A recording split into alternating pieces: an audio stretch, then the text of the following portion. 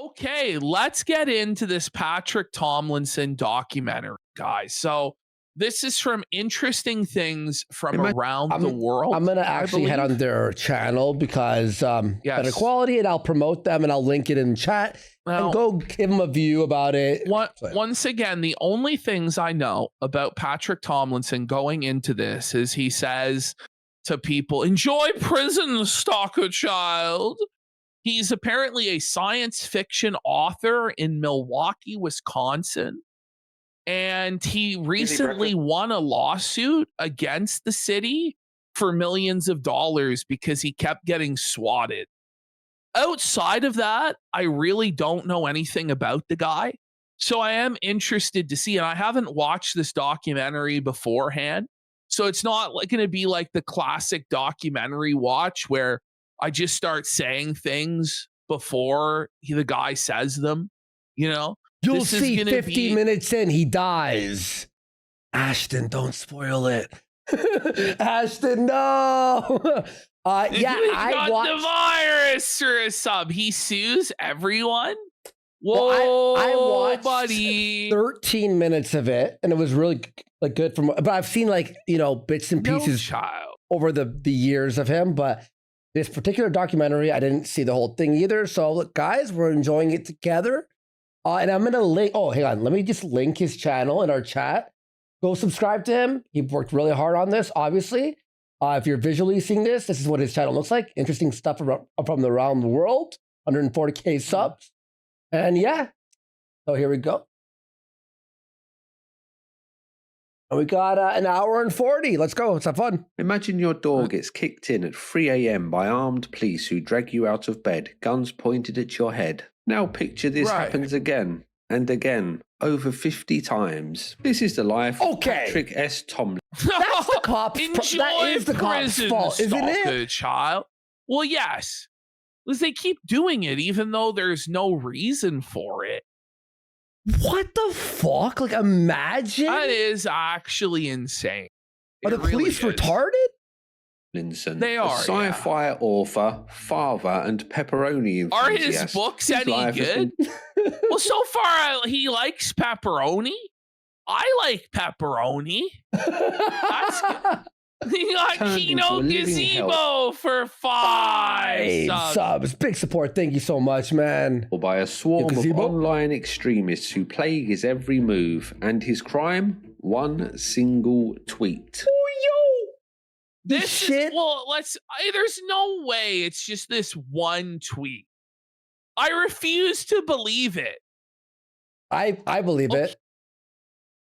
This is just okay. So he got swatted 50 times for one tweet. Norm Macdonald was so fucking funny. You deserve to lose everything for shitting on Norm, in my opinion. This is the. I'm just kidding. I'm kidding. Relax, Ash. I'm just joking. Version of events that has been reported countless times in news articles. But once you scratch the surface of this story, a much more disturbing one reveals itself. A tale of lies, obsession, compulsion, and a man who just couldn't You're stop. Going to prison. This is the Patrick S. Tomlinson story. There you go. Interesting. Not much is known about Patrick's early life, which is surprising. By the way, don't swat anyone. You have to put do not swat anyone. That's fucking crazy. You know? Note, do not swat people.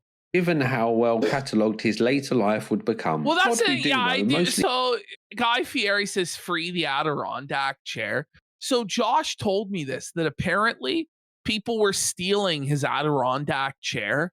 So they would put on Facebook, giving away my Adirondack chair. And then people would come and just take his shit off his porch and be like, yeah, it's free. Don't bother knocking on the door or anything. Just take it. It's such a fucking... That's fucking crazy, dude. That's fucked, bro. I'm like, I sympathize. Like, listen, does he deserve this? We're going to find out, I guess. We're going to find out. He has to just be a complete fucking lunatic. Imagine this story. He's like, gives to charity. He's the nicest guy ever. We're like, what the Stop fuck? talking, child. He comes from Patrick himself. He describes himself as the son of an ex-hippie psychologist and an ex-cowboy electrician living in Milwaukee. Cowboy he also claims that his father was a professional bull rider / rodeo Wait, clown. his who had father's plastic in his head riding from a bulls, serious buddy? car crash. Holy, his dad's gay. His dad's getting fucked up the ass by black men for a living. I didn't know that in Wisconsin. This is a thing, I guess, in Wisconsin, is that you can actually ride a bull for a living. Wait, what? Who knew? And that his mother is kind of a badass, who was once kicked out of a Slipknot mash pit for elbowing people and giving people what he called a mother's stare. His love of sci-fi started around She's the age kind of of a 4. badass. That's cringe. It's the bull. The bull. 5 when some Star Wars videotapes mysteriously appeared on his front porch, with him watching these videotapes at least 100 times before he turned 10. What? School records show What? that He Pat was not watched Star part of any Wars clubs and 100 got a low times? grade That's- point average with a What GPA the of fuck is? Where did people get this? People got this guy's like high school transcript. Where the fuck did they get this? 1.7, which I'm informed is not very high. He claims that his parents had a piece of paper held on their fridge by a magnet for over 20 years. On this paper is written DLTIW, which stands for Don't Let the Idiots Win. This being his family mantra could help explain some of the behaviour that His we'll see family later on. Mr. mantra is Tomlinson "Don't let the idiots win." So it's just an entire family of lol cows, just a complete lineage, generation after generation of just lol cows, where everybody despises them, and there's like the whole world's against us, but it's their fault. They're idiots, not us. Okay. This is He's explaining apparently a lot. man that has done a lot with his time on Earth, having seen and done things that most of us can only dream of. In his younger days, he was a lifeguard who had performed CPR twice, once on an elderly person and once on a child, with both of them sadly dying. He was also What? They both died? Who the fuck? How is he that bad as a fucking lifeguard, buddy? You couldn't even get a 50% success rate on doing the CPR? That's sad. That's sad. a lifeguard What a at piece the of special. shit. He Wait, killed I them. volunteered for a while as a lifeguard for swimmers training for Special Olympics.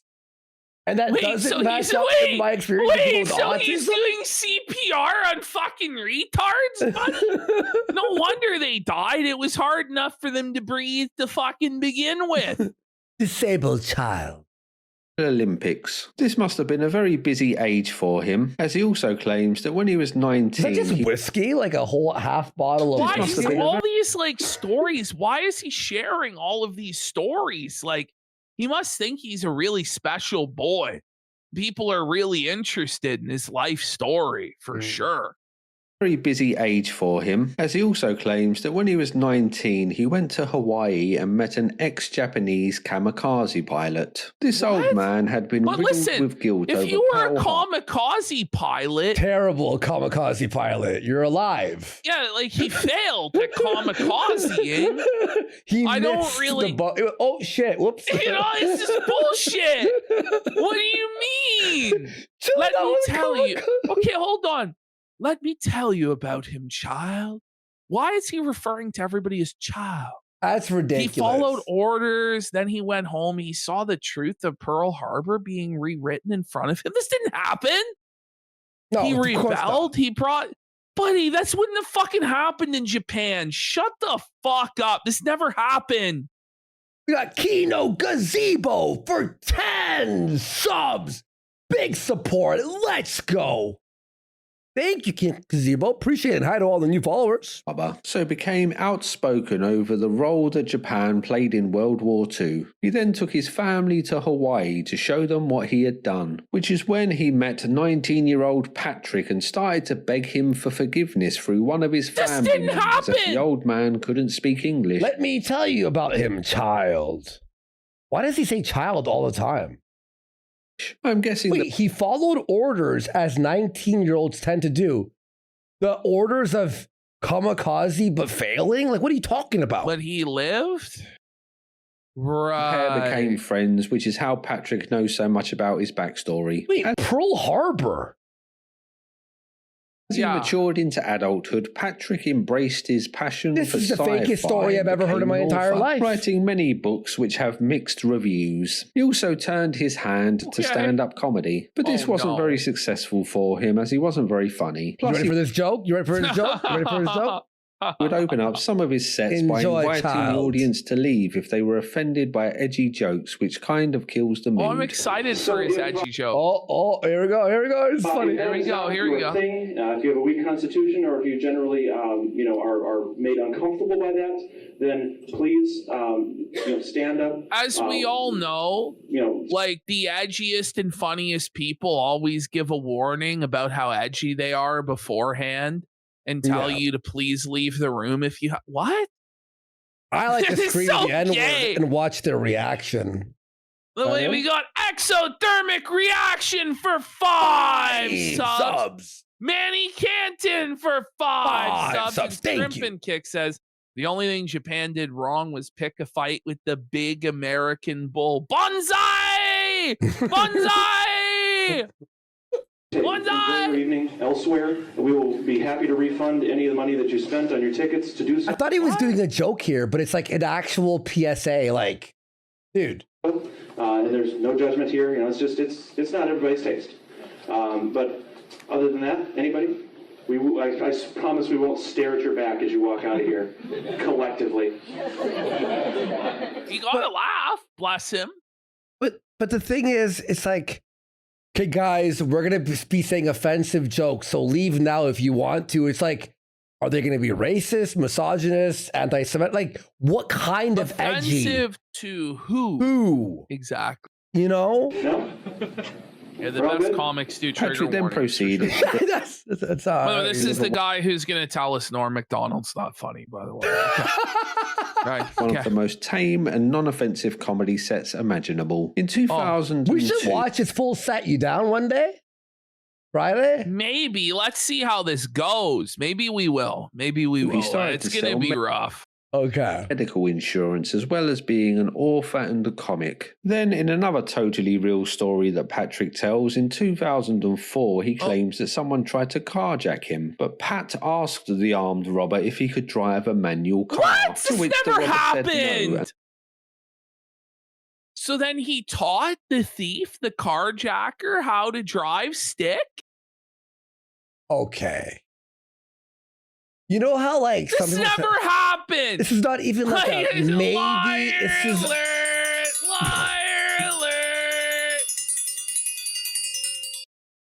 Did he think that we'd believe this? Shiosaurus for a sub. I guess so. Stared at each other before the robber just kind of left. At this stage, Patrick S. Tomlinson seemed like a normal middle-class guy living a normal life. Well, a normal life with what seems like over-exaggerated stories littered throughout. On his website, he states that him and his wife live in Milwaukee with an array... No! It's always Wisconsin! I know. That's why I made the joke about riding bulls in Wisconsin. Okay.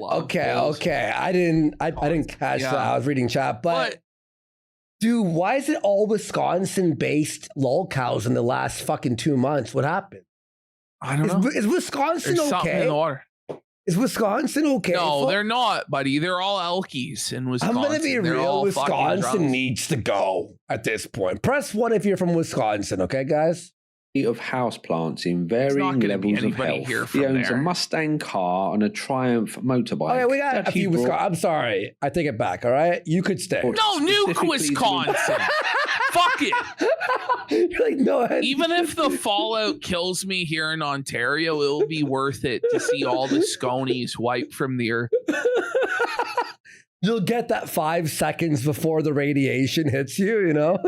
Embarrass and infuriates Harley riders. And on his Twitter, he states that he is a screaming rage demon of light and justice. Oh, that's but beneath cringe, this mundane man. facade lay a more disturbing story. Patrick's marriage was not going as well as he had thought. His wife and one of his friends were growing closer. Who the fuck is that fat in a fuck? collection of photos. Did you see that guy in the red? Whoa, is that the guy cut?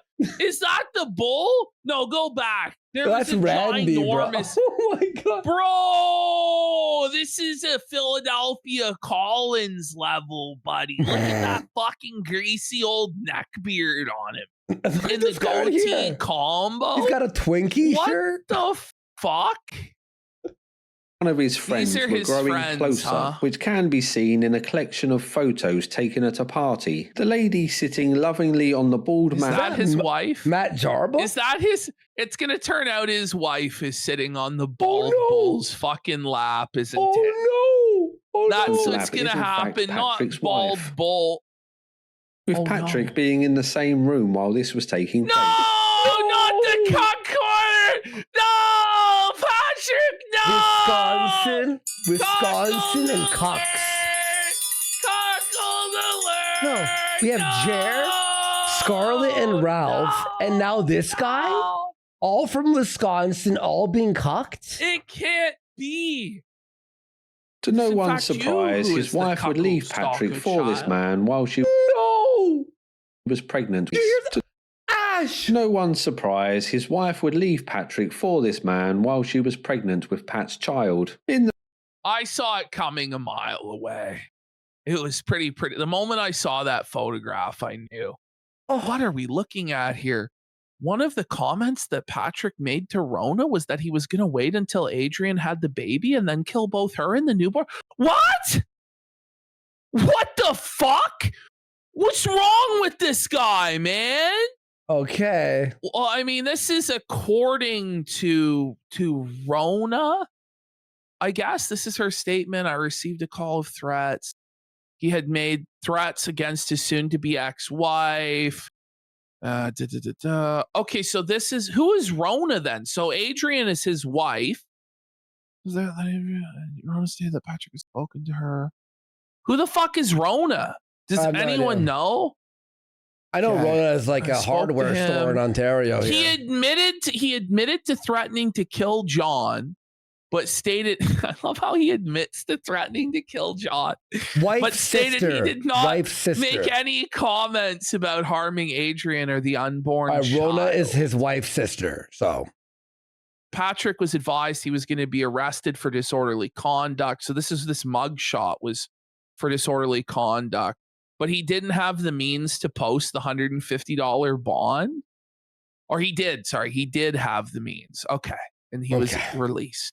The resulting messy circumstances, Patrick would be arrested for threatening to kill his wife and unborn child, with Pat eventually losing access to his daughter. He would then go on to talk about this breakup in his comedy. Physical beauty's never going to come at you like, honey, do these yoga pants make my ass look like it's going to leave you after 9 years for no apparent reason? I don't think it was for no apparent reason. I think it was for the bald bull's big cock there. That was fucking comedy gold. Fucking funny. And then emotionally manipulate the vulnerabilities created by my selfish actions to get you to give up the rights so the baby is growing in my womb even now. Fuck yeah. No? Okay. That's a nervous laugh. This is disturbing, man. This is like, all right, go ahead, Pat. Oddly specific, but go ahead. Yeah, he's definitely funnier than Norm for sure. Yeah, I bet. Fuck. So I'm divorced. I hate that woman. I just hate it. And I don't like the way we misuse the word hate these days, because like we just throw it everywhere. We just just overuse it to the point that it's lost all meaning. Like just yesterday, I was in line behind a young lady in Starbucks, and she looked right at the barista and was just like, "Oh God, I hate peppermint." Saying, "You hate peppermint? Really? Fuck yeah!" Where is this going?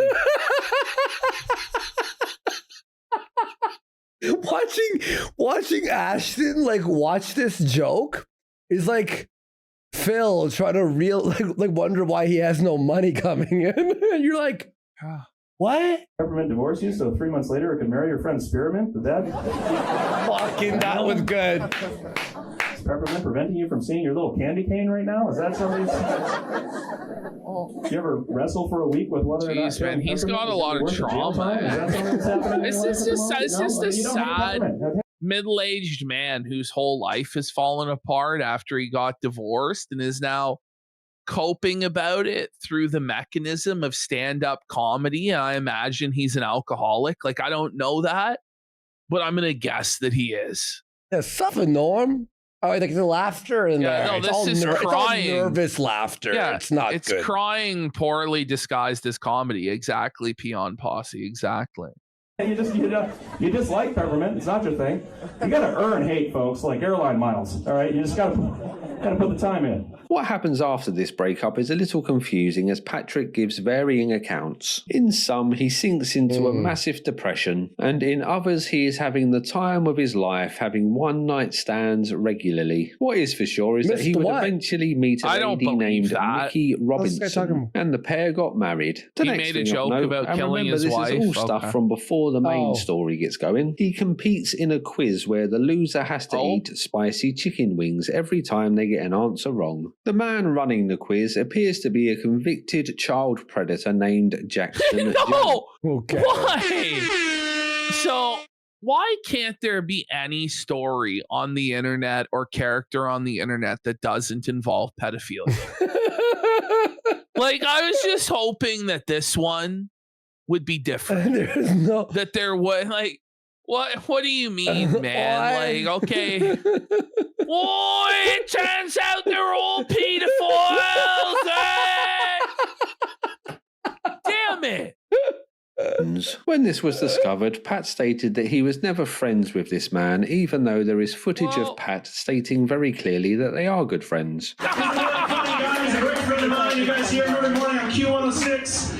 Well, not you, you're all asleep. Q106, pedals in the morning. For Jackson Jones!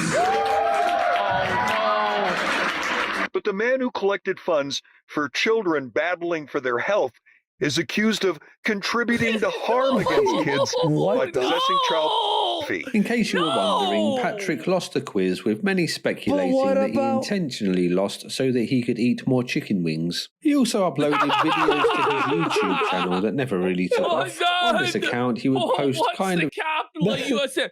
Oh, New York? Oh, man, I guess I'll have to eat one of these chicken wings then. He's just hungry, you know? Short vlogs of his day-to-day life, right clips of Minnesota. I go through this content, but you know, comedy shows and recipes or comedy skits. It's a little hard to know what this is, really. Patrick Tomlinson here to show you how to make a quick and easy breakfast and lose all of your English and Asian friends at the same time. Step 1, get some water boiled. Okay, hold on. Whoa. There was a lot to unpack there, in my opinion. First of all, why is he taking it upon himself to show us how to make breakfast? Who told him that it was his responsibility to tell us how to cook fucking breakfast? You know what? Good point. And then what does this have to do with white and Asian people? Like, what? There's a joke here somewhere. Watch. Step 2, drop some ramen in there.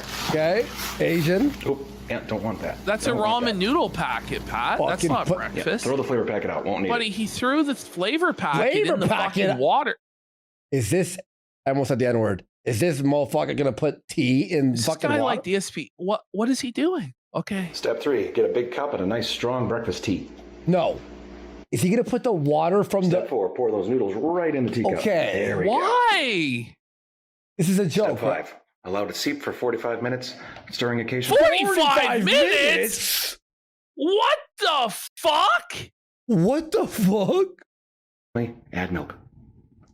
There's no way. Why? He's not eating this. And now you're ready to enjoy your traditional breakfast ramen tea. All right, maybe he deserved what he deserves everything. He deserves everything he got. So bad. Don't ever do this. No one ever do this. Okay, This is terrible.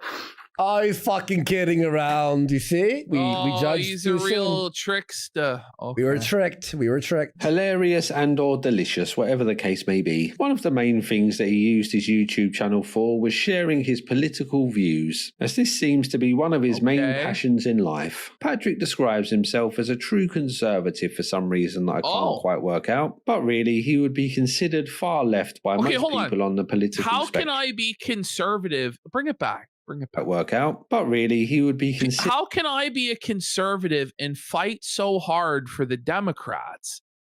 I'm not. I'm fighting for America. The Dems are the only party doing that. So here we are. What? I can disagree with the Dems on policy and still hate. Okay. So we're dealing with a real special retard.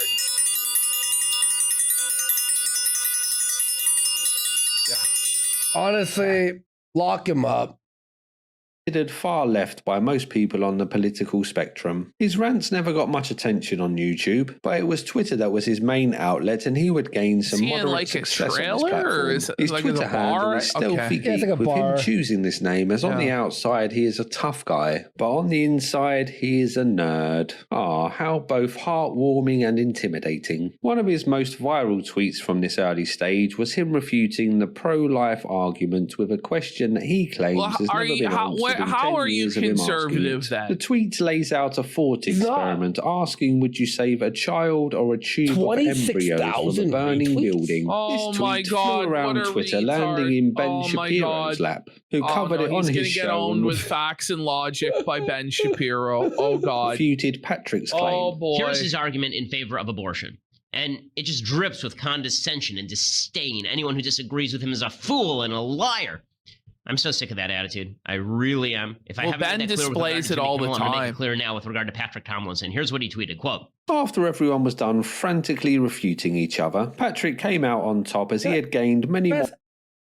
How was Patrick like famous enough that was he just like a random guy who like blew up or it's just slow. I know it's just low hanging fruit for Ben to dunk on, okay. Where it went. Fair. I think like everybody was like putting it on Twitter, retweeting it, dunking on him. So Ben was like, aha, here I am.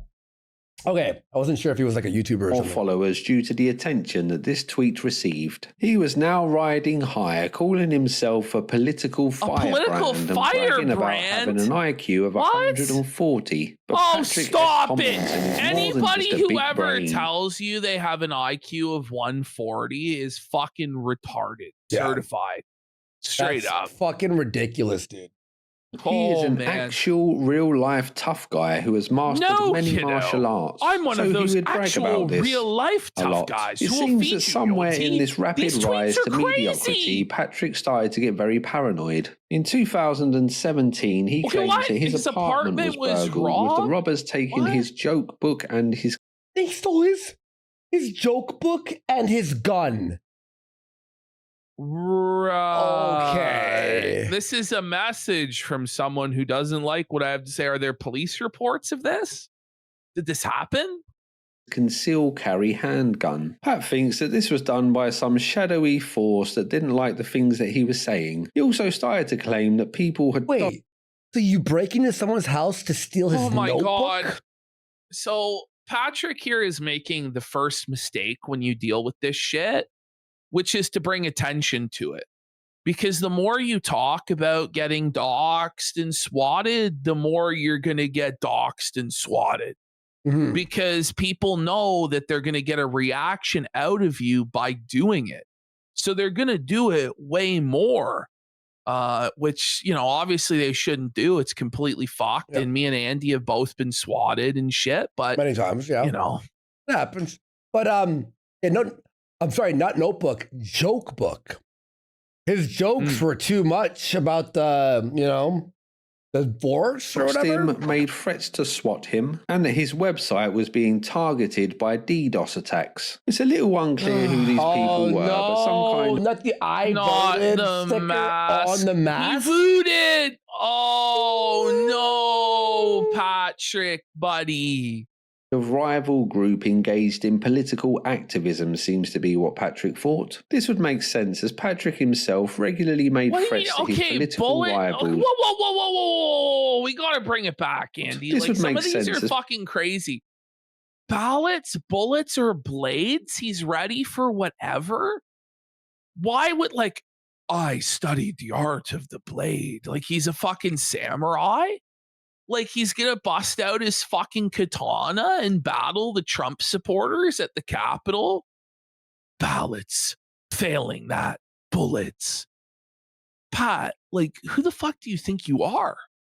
Are you okay, bro? This is a LARP and a half. We have to phone Frank, the neighbor.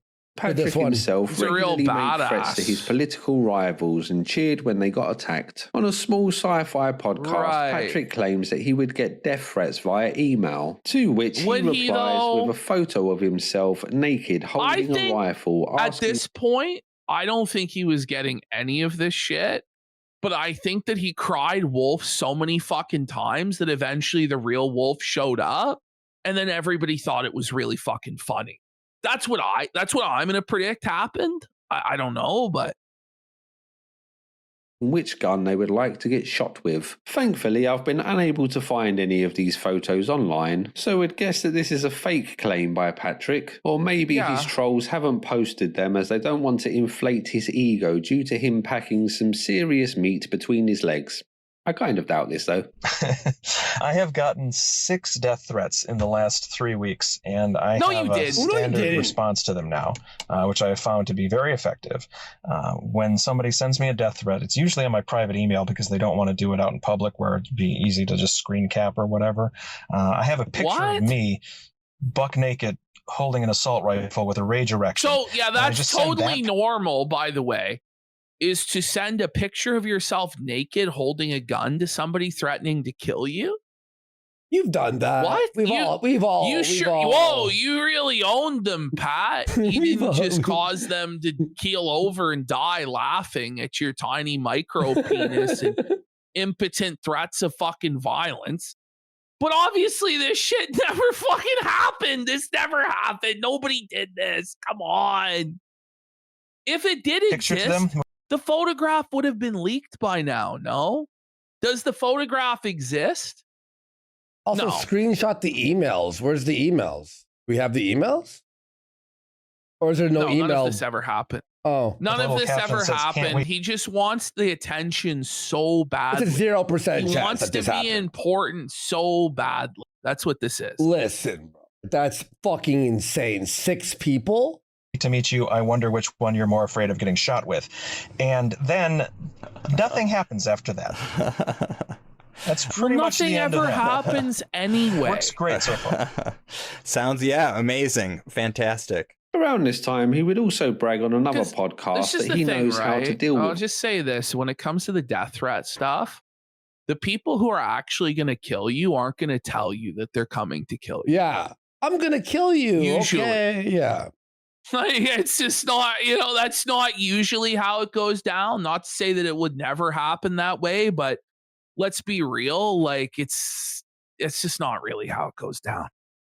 Online trolls due to him being a comedian. And so what? it was he got him death threats for 2 tweets? It's fucking retarded. That would end up having fun with them. And it's not that there aren't trolls and racists and sexists and all that. The trouble is they run into me, and I don't. Oh, stop it! No, you obviously do, just by how trick. And I know how to deal with one person. This is actually. No, this guy's. Oh my god, this guy's fucked in the head. He's demented. He's actually fucking demented. No, but he knows how to deal with them. He's a badass. He's a trained stand-up comedian. He studied the art of verbal jiu-jitsu. Those racist trolls never stood a chance. Stalk a child. To deal with them online, and they don't last long. But when they go after me, I just laugh. And then I have my fun. It sounds like Remember you're this claim as we move forward. Patrick knows how to deal with trolls, and it's him that ends up tormenting them. I guess we'll see how well that works out. Regardless of his bravado, Patrick was now dealing with internet the trolls, or worst at least possible way it. you could. The worst thing you can ever do is challenge people on the internet to do shit. You can't do this. Oh, they're gonna do it to you, motherfucker. They'll try. They'll try. I don't know what to say. Like, they will, bro. They will. Don't challenge people. You can't. No, they will, bro. Like when Ralph goes like, "You never find where I," and then they find him immediately. They find immediately. Like, it's not that hard, you know. Like, if you fuck with the wrong person, they will rape you, bro. He was to get attention, but sadly for him, this wasn't even the foreplay for what would happen next. The tweet. Oh, there's the Norm tweet. Scary music. On September the 11th, 2018, Patrick S. Tomlinson would post a tweet that changed his life forever. In this momentous tweet, he would state that he thought comedian Norm Macdonald was never funny. This was coming off the back of Norm Macdonald. It's his own personal 9/11. Wow. Okay. Now, I thought that what had happened is he posted this on like the day that Norm died, and that's why everybody was pissed. But we'll see, okay? He thought comedian Norm Macdonald was never funny. This was coming off the back of Norm Macdonald getting backlash for comments that he made about the Me Too movement. At first, no one really paid attention to this tweet as it was a pretty nothing statement, and in another time and place would have been forgotten to history, but not on this timeline. On this timeline, someone on the Opie and Anthony subreddit saw this tweet and posted it. The past. Oh no. Not the Opie and Anthony subreddit, buddy. The O&A pests are like intense. Like they're hardcore. They've always been hard fucking core since O&A days back in the day. Like about it on the subreddit. Again, no one really cared too much on the subreddit as no one really knew who Patrick was. So it was just some random guy's worthless opinion on a comedian. There were, however, a few angry replies to this tweet and Patrick argued back to these replies. Sadly, these interactions have been lost to time, but it was this that first put him on the radar of the trolls as someone who could be milked for a few laughs. The Opie and Anthony subreddit had started off as a fan group for the shock jock comedic duo, but over time turned into more of an anti-fan group, a place where people with outrageous senses of humour could gather and talk about shocking things and troll. Okay, he's underplaying it. They did stuff that make like A-logs blush. Like, they were fucking crazy, dude. People on the internet for fun. In the funniest way possible. Struggled trying to outwit these faceless trolls, the tighter their grip became, until he was a favourite topic of discussion on the subreddit. They would Photoshop tweets to make it look like he had said something that he hadn't, edit photos of an adult nature to include Patrick's face, mass flag his Facebook, then mass flag his beloved Twitter account, with it eventually getting banned, so he set up another one. Then that got banned. So he started to use his cat's Twitter account to argue with trolls, pretending that he was just some person who saw injustice springing to Patrick's defense. They then began to review bomb his books on Amazon, giving them 1 star and comparing his writing to a 3rd grader with learning disabilities. Next was his small YouTube account, which was bombarded with all kinds of horrible comments. Then they reported him to the Southern Poverty Law Centre for making racist dog whistles, which was the final straw for Patrick, who is now determined to take these trolls down. Hey, we all been there, right? So he wrote a blog about how Twitter is being... You're never gonna take down the trolls, bro. It's never gonna fucking happen. Oh no! Who hasn't been reported to the SCLP? I know, right? It's just a normal thing, right, guys?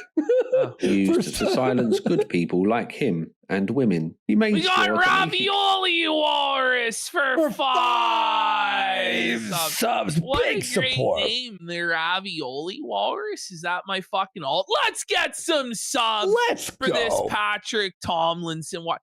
Now, guys, you asked. Where's the support? Clear that the blog was for women's rights, but mainly Twitter was being used to silence him. He then wrote another blog titled Trolls on the Loose, where he explains to the reader tactics like doxing and swatting. Sadly for Patrick, it was only really the trolls that would read these blogs. And Gamergate again? Kino Gazebo for 5 subs. Eels up inside ya for 5 subs. And Frank Booth for 4 subs. And John in the Red, Z06 for 5 Subtrain. Let's go. Woo, choo choo. SPLC is like auto modded? That's crazy. Use them to mock him more. I put a Pat space seems in it, guys. completely unable to just not respond to troll comments. No matter how silly or ridiculous the comment, Pat is sure to reply. And as Thanks for we'll the support, see guys. I later, really this appreciate it. tendency has completely spiraled his life into one of the most preposterous spectacles the internet has to offer. The next thing of note is when he appeared on a podcast called Damsels of Dorkington, which was then inundated with comments accusing Patrick of liking children a little too much and questioning the podcast for giving such a man platform.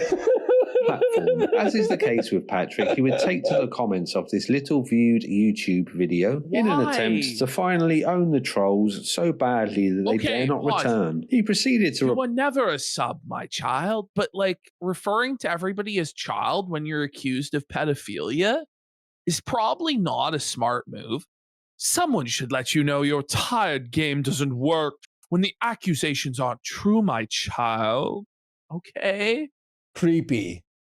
Reply to pretty much every comment, with my personal favourite being, I don't talk like a sassy black woman, child. I accurately assign you the label you beg for via your actions. You act like a child, so I label you a child, as you demanded. I think this was the first time that Patrick would use one of his most infamous catchphrases, child. When he replies to the trolls, he continuously just calls them child, which, given the context of some of the things that are being discussed, at least to me.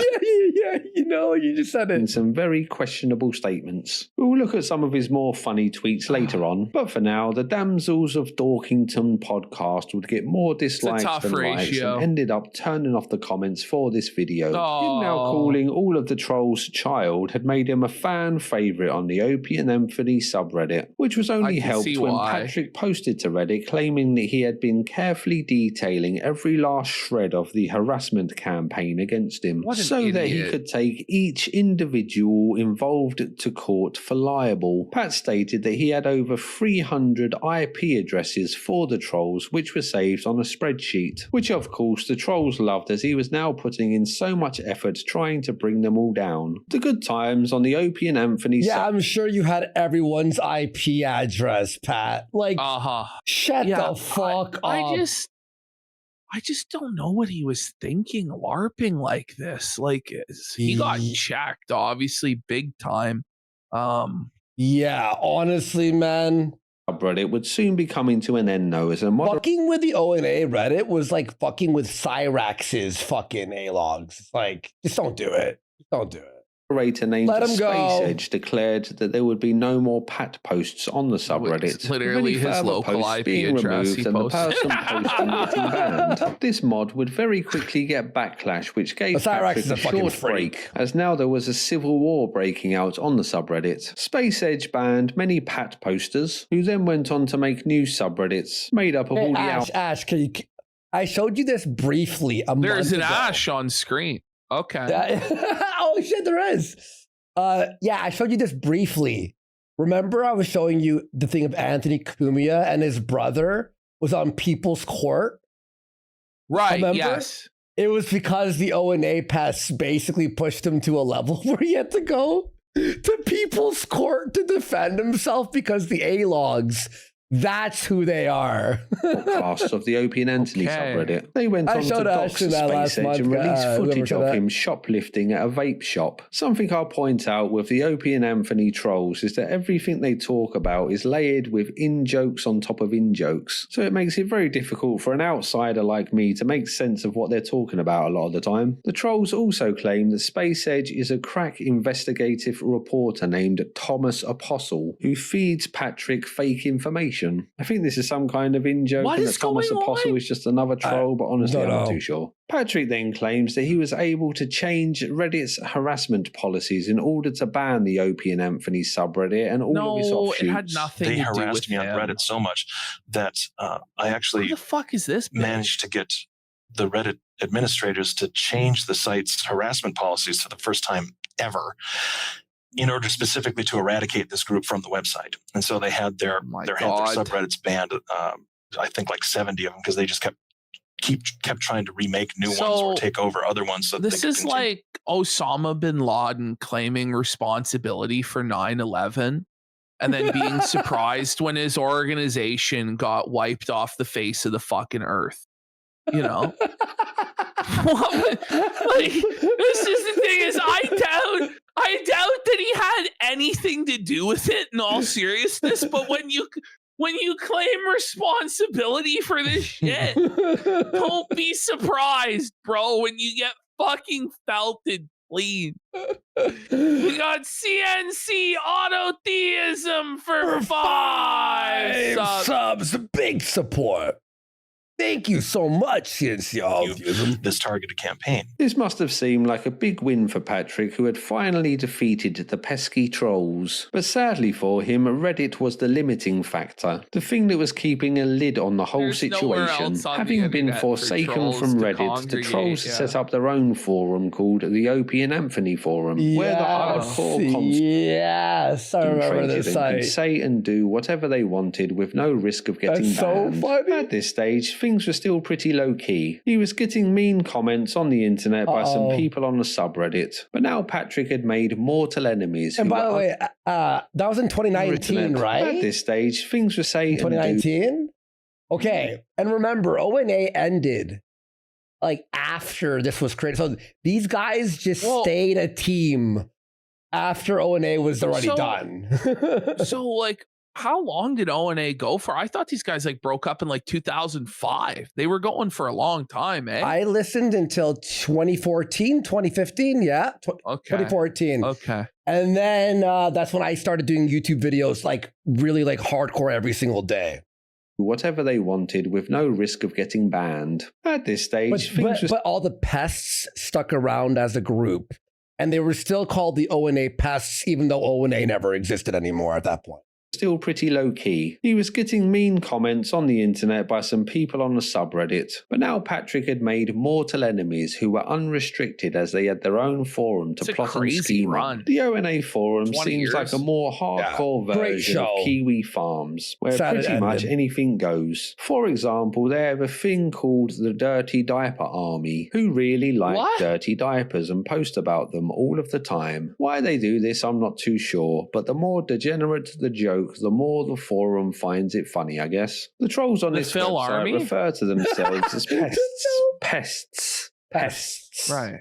It's a strange word to say. If I can work out how to say that word moving forward, I'll refer to them as pests. If not, then I'll just call them trolls or rats or cockroaches or something. I don't know. We'll see how we go. It was now war, and Patrick was the main focus of the forum. But Pat was still blissfully unaware of the storm that was brewing. He's and he even got some more through the good news when he got his main Twitter account back after paying $5,000 in what I'm guessing were legal fees. This would be the last bit of good news that Patrick would get for many years to come. He started to get more death threats daily and threats sent to his publisher. The bar that he writes his books in would get bombarded with calls asking why they have someone who likes children a little too much drinking there. He called his gym to claim that he was taking photos up women's skirts, created fake accounts using Pat's name, photo and email address, then harassed people online pretending to be Patrick. They went after his family and friends, took secret photos of him while he was out and about, then posted them. Whatever you can think of, they have probably done it to Patrick at some point and had many laughs doing it. From Pat's side of things, he sees himself as a troll hunter fighting a righteous war against people that he claims are far-right extremists. Let it go, trying to do him and his family Pat, they're real-world not far-right extremists. They're fucking trolls, you idiot. They don't care. Give a fuck.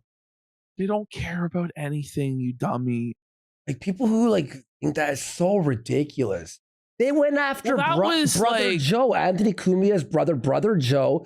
They went after him and acted like leftists to get him banned from the music. It reminds me of like when Medicare had to explain to V like what trolling was, and like V was like convinced it was all like hardened neo-Nazis. Oh my god. buddy. They went after Brother Joe pretending to be leftists and then vice versa for this guy, apparently. So do have a lot to cover in this story, so make up your own mind who you think is right or wrong as we go along. Being an experienced troll hunter, Pat understands the importance of intelligence gathering, so takes whatever information he can, but unfortunately for Pat, he doesn't seem to be very good at figuring out good intelligence from bad intelligence. Very bad intelligence, so proudly posts fake information to his Twitter, like claiming to have uncovered the identity of one of his trolls, the infamous Space Edge, who Patrick thinks is actually a man named Canyon Boykin, who was a police officer who was charged but later released for manslaughter. What? All the time that Patrick was told that the ONA forums were I can tell, like, already. Already the story, so we're 23 minutes in and there's another hour and 10 minutes. Already it's getting complicated and convoluted. And I can only imagine it's going to compound as we go on and on and on. Yeah. Like, there's quite a lore to this fellow that I was unaware of. I just thought he said stalker child.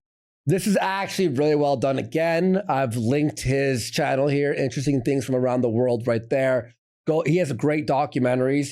He actually did the famous King Snake arc with us and Phil, remember? Did a whole hour documentary. It's really good too. Named Raul Kumar, and that the whole pest operation was paid for by a far-right comedian. Patrick would spread this information far and wide on the podcasts that he appeared on. Back in the real world, away from the pests, a small group of people arranged a protest outside of a sci-fi convention to bring attention to the large amounts of child predators that they claim were in the... Okay. I thought it was like a pedophilia protest directly targeted at Pat. That's what I thought was going on. Like, for a second, I thought that too. From Pat, I guess not. Okay. Thousands of people show up to stop him from raping kids. Sci-fi community. Oh, no. So Patrick joined a counter-protest who wore pink t-shirts with the words, Wait. Counter-protest? Let me just get this straight. He counter-protested against the people calling out pedophiles. So he protested in support of pedophilia. No. And he wonders why he got swatted 50 times. Okay. Right. Wait. Right. Okay. Yeah. So you're anti-pedos have shirts that say, I'm here to help with what? Like what? Them molesting children? They're going to rape the kid? Like, Are you going to groom them? Are you going to distract Chris Hansen, pull down his underwear? Will they diddle the kid? Or like, what the fuck? What's happening? Wait, what? Help written on them. He then said, okay, look at this group of anti-pedophiles. You know, like, few sus things. They kind of look like, you know what I mean? They kind of look like the sort of people you might think are like that. Okay. What do we... Whoa. Okay. It's about confronting the protesters and bragging on Twitter how he had to be dragged away from getting in the face of one of these people. Are we missing something? Let me at him. It's like a scrappy dude. And a few people had to help me disengage from a fascist. What? What's the fascism here? That they're not letting people molest children, I guess. I guess that's a way of looking at it if you're a pedophile rapist. 20 brought lockdowns and COVID. So now with more time on his hands, Patrick could dedicate himself fully to hunting trolls. Like a bird flying in the mud, he would bring down this unknown Old group. Man Kung Fu says Patrick believed it was all a mega psyop, which is why he counter-protested. Like, what? Okay. That people wanted to stop pedophiles is a psyop? Even if it was, why would you join the other side? You know what I mean? Like, even if it was a complete psyop, you're going to join the pedophiles and go, actually, like, what? This is fucking crazy. Of faceless pests once and for all. Sadly for him, it would be the pests that scored the next point and mark an escalation in the story when an advert was taken out on Craigslist claiming that Patrick was giving away free food to homeless people. Which sounds nice. The free food that Patrick was giving out was in fact pepperoni that had been made from kidnapped African American children. With the ad claiming that Patrick was Wait. Oh no! Let me go back. No, my statement at the beginning where I said I liked pepperoni didn't age well. No, no, buddy. I got it. Okay, wait, what?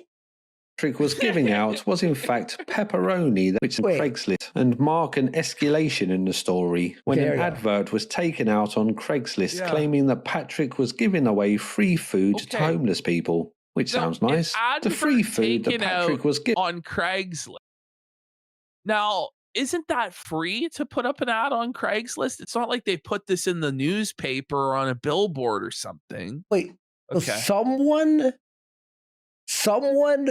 put on Craigslist, I'm giving out free food to homeless people, and it happens to be made from African American children? Right. And people read that and went, oh my God. So you have to pay to post on Craigslist? We don't use Craigslist in Canada. It's Kijiji or whatever the fuck it is. Giving out was in fact pepperoni that had been made from kidnapped African American children, with the ad claiming that Patrick was grinding them up in his basement. This advertisement was then used to get to the police to visit Patrick and check that he was. So someone's like, hey, I just saw an ad where some guy's grinding African American children in his basement to make pepperoni to give to the homeless people. Man, and the police were like, okay. We'll check this out. That adds up. I'm sure the guy who's doing that would just publicly confess to that. Yeah, let's go kick his fucking door down. Yeah, that makes sense. Wait, this is crazy. And actually grinding up local black children to make pepperoni. I think this was the first of what would be many visits the police would make to Patrick's home. Things would get worse for Patrick when he got a speeding ticket and was ordered to attend a traffic hearing. Due to COVID, this hearing would have to be done over a Zoom call. That was open to members of the public. So this all happened in just the last 5 years? It sounds like this is the sort of shit that would happen in like 2004. You know, the cops to now, like all the way to now, in 2021 are fucking believing that some guy on Craigslist is posting that he's turning African American children into pepperoni and showing up to Bud's house being like, kicking his door down. Care to explain? Where are the children in your basement, Pat? These cops are fucking retarded, bro. They're like the dumbest cops in the world. The pests joined and somehow had microphone permissions. One of the people attending the hearing. The pests got microphone permissions to his court hearing on Zoom for his fucking driving incident. Was named How the fuck? Norman MacDonald, and another one was named Thomas Apostle, who I'm guessing was there to report on the hearing. During the hearing, it appears that Patrick was overcome with a severe case of flatulence. But the deal would remain the same. I'm sorry, there's some crosstalk there. What I understand, everybody needs to mute their computer or their telephone or whatever device they're using. We're experiencing a lot of background and feedback noise at the present time. Very well. Thank you. Wait. I'm not quite sure who's making all the background noise or the feedback noise. I used to keep calling it background or feedback noise. Ripping ass. What the fuck is going on? How is this real, dude? What the fuck? Oh, no. Yeah, this is John. No. What a farce, bro. Did you hear what that? A fucking Did you hear the People's Court? the people's Is that a callback to fucking to Brother Joe being fucking A-logged by the People's Court? I think it was. This is the plaintiff, Patrick Tomlinson. I'm hearing a lot of background noise. I gotta rewind this. Oh, yeah, this is John. This is the plaintiff, Patrick Tomlinson. I'm hearing a lot of background noise. Milwaukee writer who abandoned his daughter like a pussy. 3706, please mute your device. The bare minimum in terms of what I have that I can offer. I'm not sure if the court can do anything different. Involved in my younger years in shooting matches between Star Trek and Star Wars fans. All right, nobody died. There was some pretty big. Will Tate, okay, please mute. So I'm guessing this is a real story that Patrick claimed that he got into shooting matches with Star Trek and Star Wars fans. Okay. Which obviously never happened. Like, I don't think there actually was. Nobody died. The guy's so mad, by the way. I wasn't even aware there was really a rivalry between Star Trek and Star Wars fans. And when I saw like the movie Fanboy, you ever see a Fanboy? Yes, classic. I was pretty confident they made that shit up, but maybe there is. That's so funny, man. Oh, man. I'm like dying. This is actually really fucking funny. Mute your device. He was given a $200 fine for his speeding. Patrick and the Pests were now at the start of a feud that no All one... that for $200? Just pay. Just pay and get fucked, bro. wanted to walk away from. A marriage truly made in heaven, or hell, as the case may be. And things were only destined to escalate from here. Hey, this is Norm MacDonald here, and this is a message for all of Patrick's friends. Oh, no!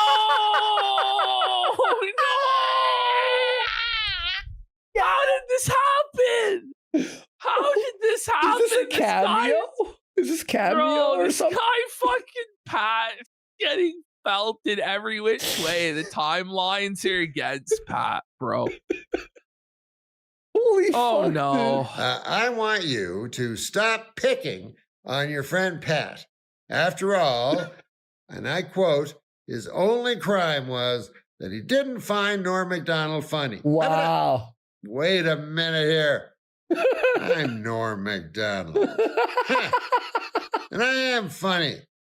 Please continue insulting. Oh, no! Oh, no! It's over. Wait a second. Oh, no! I'm Norm MacDonald. Rest in piss. It was over for him after that, I'm sure. This is the greatest documentary. I'm actually upset we didn't do it earlier. This is incredible, dude. Yeah.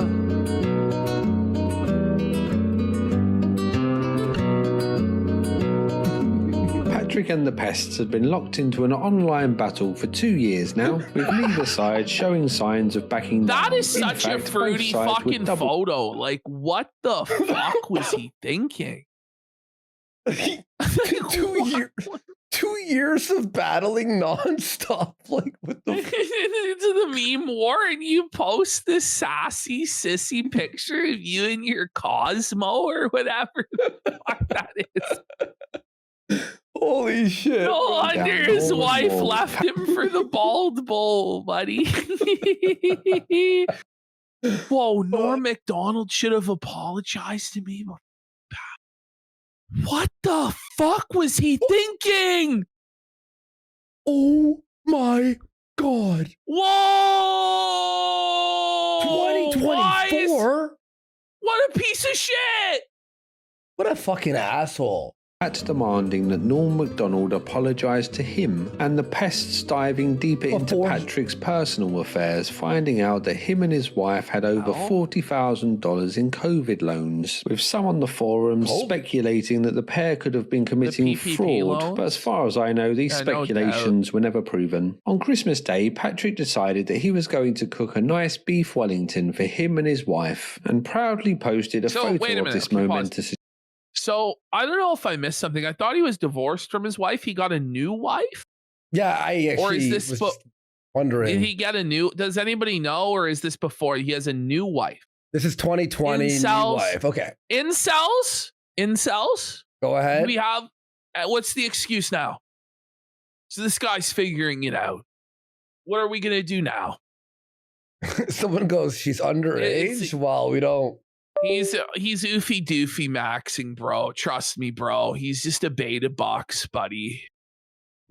Achievement so that the world could appreciate his cooking skills. Unfortunately for Pat, his Wellington was a little bit overdone. Some may say burnt. And this charred Christmas nightmare was soon turned into a meme by the ONA forums who photoshopped it onto the Hindenburg What the fuck disaster. was that? No, but actually, what was that? Fucking inedible shit.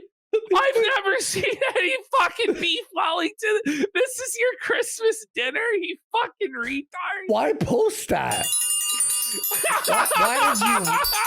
Why did he post that though?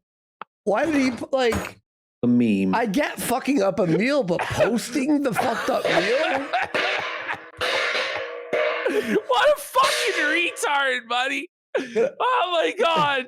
Can I just say, like, how did this Hindenburg meme like get out of control? By the ONA forums who photoshopped it onto the Hindenburg disaster. In early 2021, Patrick filed a lawsuit against 60 John Does due to him not having any of the people's real names. The lawsuit was in regards to people leaving bad reviews on his books, with the owner of ONA forums being among the people sued. In the paperwork for the lawsuit, Patrick would detail how these John Does would encourage internet users to leave bad reviews on his books. Reviews such as John Doe number 9, who simply left the review sucks. Man, a few words is John Doe number 9. John Doe 36 was in trouble for taking the domain name patrickstomlinson.net. When people clicked on this website, they were confronted by an alleged Photoshop photo of Patrick giving oral pleasure to Donald Trump. Pat tried to subpoena Cloudflare and Google into giving him all of the information they had on websites such as Kiwi Farms and ONA forums, including the full names, addresses and credit card details for the owners, but the troll websites legally fought back, forcing Patrick to back off and drop this subpoena. As the lawsuit was unfolding in court, the Patrick S. Tomlinson story gained more attention, and he was contacted by a reporter at the Huffington Post who wanted to write an article about his struggles with online trolls. The pair then did a 2-hour interview on the phone with Patrick, giving the reporters all of the facts that he had, such as Canyon Boykin and the owner of ONA forums Raul Kumar being financed by right-wing extremist comedians to target him. As the interview was coming to an end, the pair lost connection, and when they returned, the reporter had a surprise for Patrick. Hey Patrick, I think I lost you there. What's up? The Josiah tapes? Sorry about that. I was coming in and out of the building that has a bunch of steel in it, and I think it probably with my signal. So anyway. Oh, okay. Can you hear me now? I can, yes. Okay, I was just going to say that I spoke with my supervisor about getting in contact with you. Okay, so she says that I'm going to guess right now that this wasn't the Huffington Post, was it? Yeah, I don't think so. I think this is clearly not. It turns out it wasn't the Huffington Post at all, was it? Oh, okay. With bitch tits, so we're gonna have to cancel. Well, Josiah was the owner. Oh no! She says that you're a fat with bitch tits, so we're gonna have to cancel the article. Oh, well, the problem with that, sweetie, is that we already figured that out. We? You already figured out that you're a fat with bitch tits? No, we already figured out that you're a complete posing liar, and by the way, you weren't the only person. Oh, okay. Is that why you did like 2 hours of interviews with me? You're just that intelligent? Yes, child. Yeah, who is we? Yes, child. Yes, child. Yes, child. So what do you think you're going to do with those 2 hours of interviews? So he's actually saying it like that. Yes, child.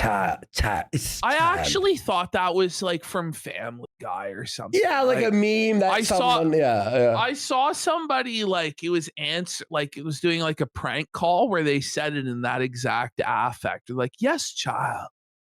And I thought, oh, it was like from some show or something. But now it really was Patrick all along. Yep. Yes, child. Go ahead and explain He says child, like without the D at the end. Yes, child. it to me. I'm going to post them on YouTube. Good for you, child. What do you think that's going to accomplish other than showing you to be the sociopath and loser that you are? It's also going to show that you're a gullible liar. And yeah, he got him there. He got him there. He's like, yes. Well, yes, it is going to show that I am a sociopath that tricked you and lied, but it's going to show that you're a gullible, retarded liar, Patrick. No, child. No, child. You in any of those interviews. That's the only problem you guys keep having. You see, I've never lied to you about anything. That's the problem you keep coming back to. Everything I've ever told you has always been true and accurate. Oh, so you're paying for this lawsuit out of your own pocket? Yeah, that's totally not a lie. I'm sorry, what did you say? You said you're paying for this lawsuit out of your own pocket. That's obviously a lie. You don't have that kind of money. Okay, well, the problem with that, child, is that Oh my I didn't God. say that in those interviews. Yeah, well, you've said it many times to us and in public, so No, now we know. child, I have Yes, No, It's child. so yes, great. you have. This is Kino. This is No, Kino. It's amazing. It's amazing. Yes, This child, is you real. have. Yes, No, child. I haven't. No, You see, child. the He's fact actually keeps growing up doing is you it. don't actually Whereas listen it's to like what me I'm and saying. Ralph Okay, I'll make sure to hollering at accompany each other. those It's interviews. not true. Yes, it is. It's not true. Yes, it is. It's not true. Yes, it is. With so screenshots childish. of text Yes, messages child. where you said that you're paying for all of this with your own money. How's that? Didn't actually say that, little baby girl. Yeah, you Anyway, actually I'm going to did. enjoy what happens to you next. Yeah, I'm gonna enjoy what happens to you next too. Enjoy bankruptcy. Baby child, it only gets worse for you from here. What? No, it only You gets don't worse from know you. How much worse it gets for you from here. Have fun paying You're Rahul. going to learn. You sound like you have peanut butter in your mouth, little baby child. Alright, you have like the comebacks, dude. Baby child, you Oh don't have my anything God. to say to me. You're always wrong, and things are only getting worse from here. We're not facing bankruptcy. That isn't a thing. Well, you will be when they come to collect We are that not lawsuit facing money. bankruptcy. We Like know he's you a didn't kid. pay. Yeah, multiple. No, child. Oh, so We somebody aren't was just facing nice enough. bankruptcy, and we will never owe anyone a penny. So somebody was just nice enough to We throw will down never know anyone $100,000 in a a penny, child. We don't have to pay our debts, child, for we are royalty, child. I Frivolous actually love lawsuit, this guy. This idiot. guy, Little child. Oh my God. baby child, your mouth keeps running, but your brain isn't listening to what's being told to you. We will never owe anyone a penny. Quasi has already lost. You didn't pay attention to the hearings. Child, you didn't listen to the hearings. Yeah, I did. Child. No, child, you didn't. Yeah, I did. Didn't listen. No, child. No, Mentally child. healthy people wouldn't react like this to a prank call, you fat faggot. Your fucking mouth, child. Don't speak anymore. You have nothing to say. That's why you always go back to saying Why wouldn't Patrick the F just word, hang up? because you have nothing to say. That's an accurate description of you, Patrick. No, child, it is not. It Yeah, is it a is. lie. It is a delusion that you have to believe in order to continue functioning. Okay. You have nothing to say. Nothing you believe has ever been true. So what did Judge Stein say that makes you think that you're going to win the lawsuit? Even though What I understand, just from the limited exposure I've now had to this person, is I think that he loves all of this. Yeah, of course. Like, I think he loves getting swatted. He loves having people persecute him. He loves battling with all of these fucking people because it makes him feel like he matters. It makes him feel like he's somebody. And honestly, these trolls are just fulfilling his deepest wishes and dreams, which is for anybody to care about his miserable fucking existence. So I actually don't really feel like, as I'm listening to this, I really don't feel bad for him at all. Because it seems to me like he wants this battle and he just is a total piece of shit. Well, yeah, like if he obviously is engaging nonstop with these guys. So how do you feel bad? Like, I understand, like, okay, you got rug pulled and you're pissed, so you start chirping the guy, right? Yeah. But this is going on and on and on, and it's like I'm there's gonna no go after point to you. this. You'll see what's happening next, child. And the way you think child is like so creepy. It's like, what's wrong with you, bro? He's probably not going to rule in your favor. Like, why are you doing this? See, that's the things that are coming out of your mouth, child. You drunk fat. Nonsense, babbling, insanity, delusions. You have nothing to say. Yeah. No, you're still doing that thing with your mouth. That doesn't. Where I'm telling the truth? Yeah. You're still no, child. You have never had a moment of truth in your life. You've never spoken truth in your life. Okay, why isn't Sacha Baron Cohen in prison? You're certainly not doing it right now, child. Why isn't Sacha Baron Cohen in prison? Shut your mouth. No. It does not matter. Yes, child, it is. What crime would that be? It does not matter. Yes, child, it is. It does matter. Does not matter. It does matter. I gave you It does matter. It does matter, Patrick. Shut your fucking mouth. I will not to believe. shut my fucking mouth. This is crazy. He seems to believe like he's some sort of like a character in a comic book or something, or like a villain. You know what I mean? Or an anti-hero. He's like an anti-hero. He believes like he's the main character in some sort of a story, and that he's giving like this brilliant soliloquy that's owning the person he's speaking to, but it's actually just revealing that he's a complete fucking lunatic. He's the architect, someone said. Shut your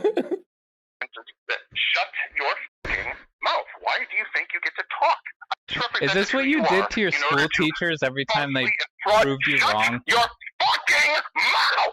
This recording would become infamous in the Patrick S. Tomlinson story, being known as the Josiah tapes. The lawsuit would drag on, racking up costs on both sides until finally Patrick dropped the case, with the pests assuming that he had run out of money to pay further legal costs. The trolls had been asking how Patrick could afford such a costly and ill-advised lawsuit, with most of them thinking that it was all paid for by the Sci-Fi Writers Association, which Patrick was a member of. Pests then started to investigate the SFWA to discover that the organisation had a pretty sordid past, with members being arrested multiple times for being child predators and other members being part of NAMBLA, which stands for North American Mandatory But this is like, bro, I knew that it was actually a real thing. But I thought it was like, a meme, like I didn't know that they're actually like, whoa, buddy. That's fucking crazy. They still exist to this day. Stopped funding the lawsuit due to all of the dirt that they had dug up on the association. I'm not too sure what the circumstances around this really are. What we do know is that the lawsuit was now over for Patrick and he had been defeated. But it wasn't over for the pests, so the owner of ONA Forums, whose username is Quasi, asked for his legal fees to be covered by Pat, which the court awarded. The amount awarded to Quasi seems to change a lot from the various different accounts of the story that I've seen, so I'm a little unsure about the correct figure, but the ranges I have seen are between $40,000 and $80,000. Plus, when you take into account the amount spent on Patrick's side, this would end up being a very costly adventure for him. Patrick refused to pay the money to Quasi, which made the debt grow more and more over the years. What an idiot! We'll come on to that later. One of the most well-known claims that Patrick makes is that he is an actual No, you are not trained in guy. knife. What are we looking at here? I didn't threaten you, sweetie. I shared several facts. 1, I am an experienced fighter. 2, I am trained in knife fighting. 3, I am proficient with a variety of firearms, stalker child. If you mistook these facts as a threat, It's because you're scared, child. Okay. Okay, bud. Okay. All right. We got a tough guy alert. I'm not threatening you, but I'm trained in knife fighting. Who trains you in knife fighting, though? Like, is the thing like you go to knife fighting? Who has been in countless bar fights and knife fights. Stalker child. You name it and he has done it. He also has a favourite bar where he likes to hang out named Hooligans. He would post about this bar regularly, so it's become a favourite target for Why would you do that? Wait, you took a picture of it? Wait. Can he? Oh, anytime you want to come to Milwaukee and get publicly humiliated, you're welcome to it. I'm down at Hooligans, Stalker Child. He would post about this bar regularly, so it has become a favourite target for pests who want to taint and defile everything that Patrick loves. One time, a pest was messaging Pat, and it was arranged that the pair would meet at Hooligan's bar, the implication being that a fight would take place between the two. The pest, to prove that this was a genuine offer, sent Patrick a real photo of his driving licence, which is a weird detail. The pest turned up to the bar, but sadly Patrick was nowhere to be found, instead opting to file a... The pest sent his ID to Patrick to prove that he would fight him? And Patrick posts up to the ID online, but then the pest goes there and then Patrick backs out? What? But I thought he was a trained fighter, Stalker Child. This guy has the balls to post his ID. That's crazy. Photo of his driving license, which is a weird detail. The pest turned up to the bar, but sadly Patrick was... I gotta ask, why is everybody involved in this ruining their lives for no fucking reason? I mean... Like, this is crazy stuff. Having a laugh.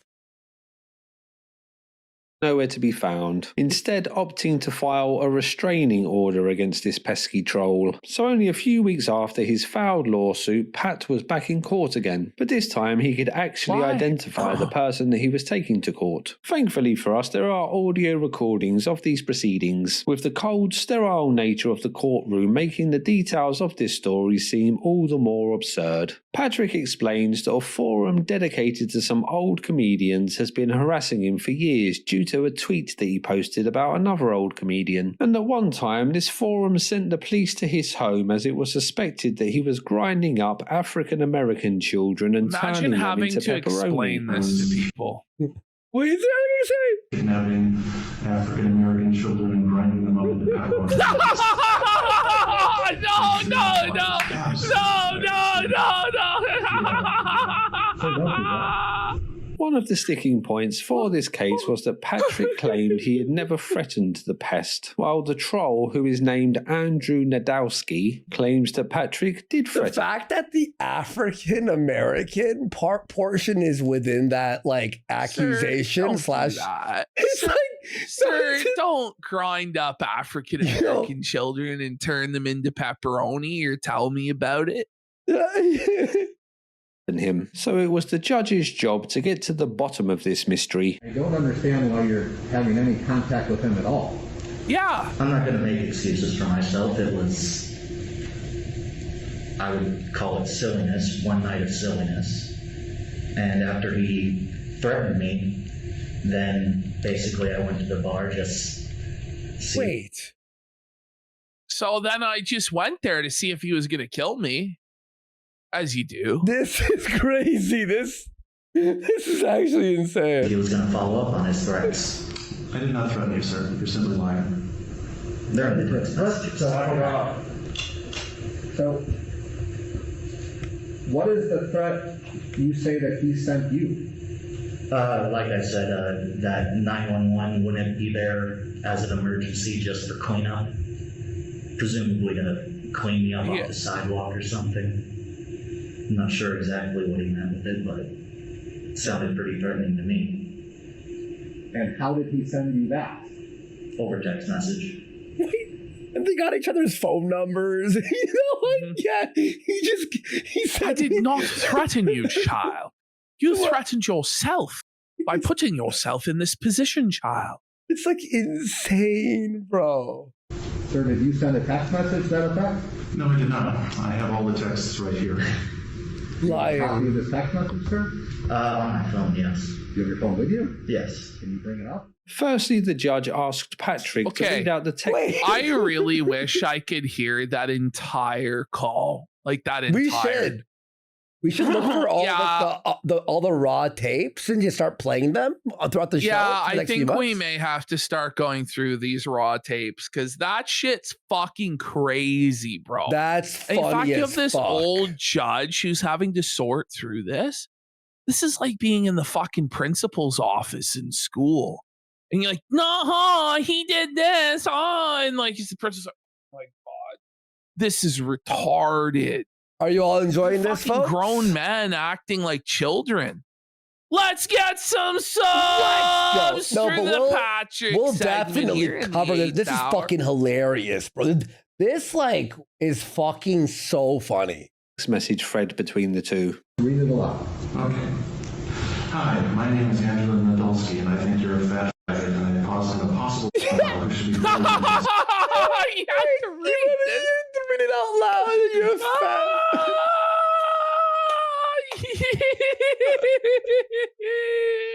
What was that? May you repeat that last part? Sorry. This is Kino Child. Mm-hmm. Top shelf Kino Child. Have fun being a middle-aged loser whose entire life revolves around the Twitter and your shitty books. See you at Hooligans. I don't have a social media presence, but my name is in fact Andrew Nadolski, and I have a bone to pick, child. It's amazing how you haven't learned a lesson in 3 years. You were the same in-denial asshole that you always were. Misspelling. If you were to offer an honest and candid look into your life and take responsibility for why you are who you are and what you're shit on O&A, O&A is short for OB Anatomy. The group in question here. The group He then in asked question. Andrew to read out his messages. So what did you say to him? What do you say? Yeah, well, why would he stop? I mean, he's just in court all the time dealing with all this bullshit and fucking people going out. Why would you stop? Shit, just keep going, I guess.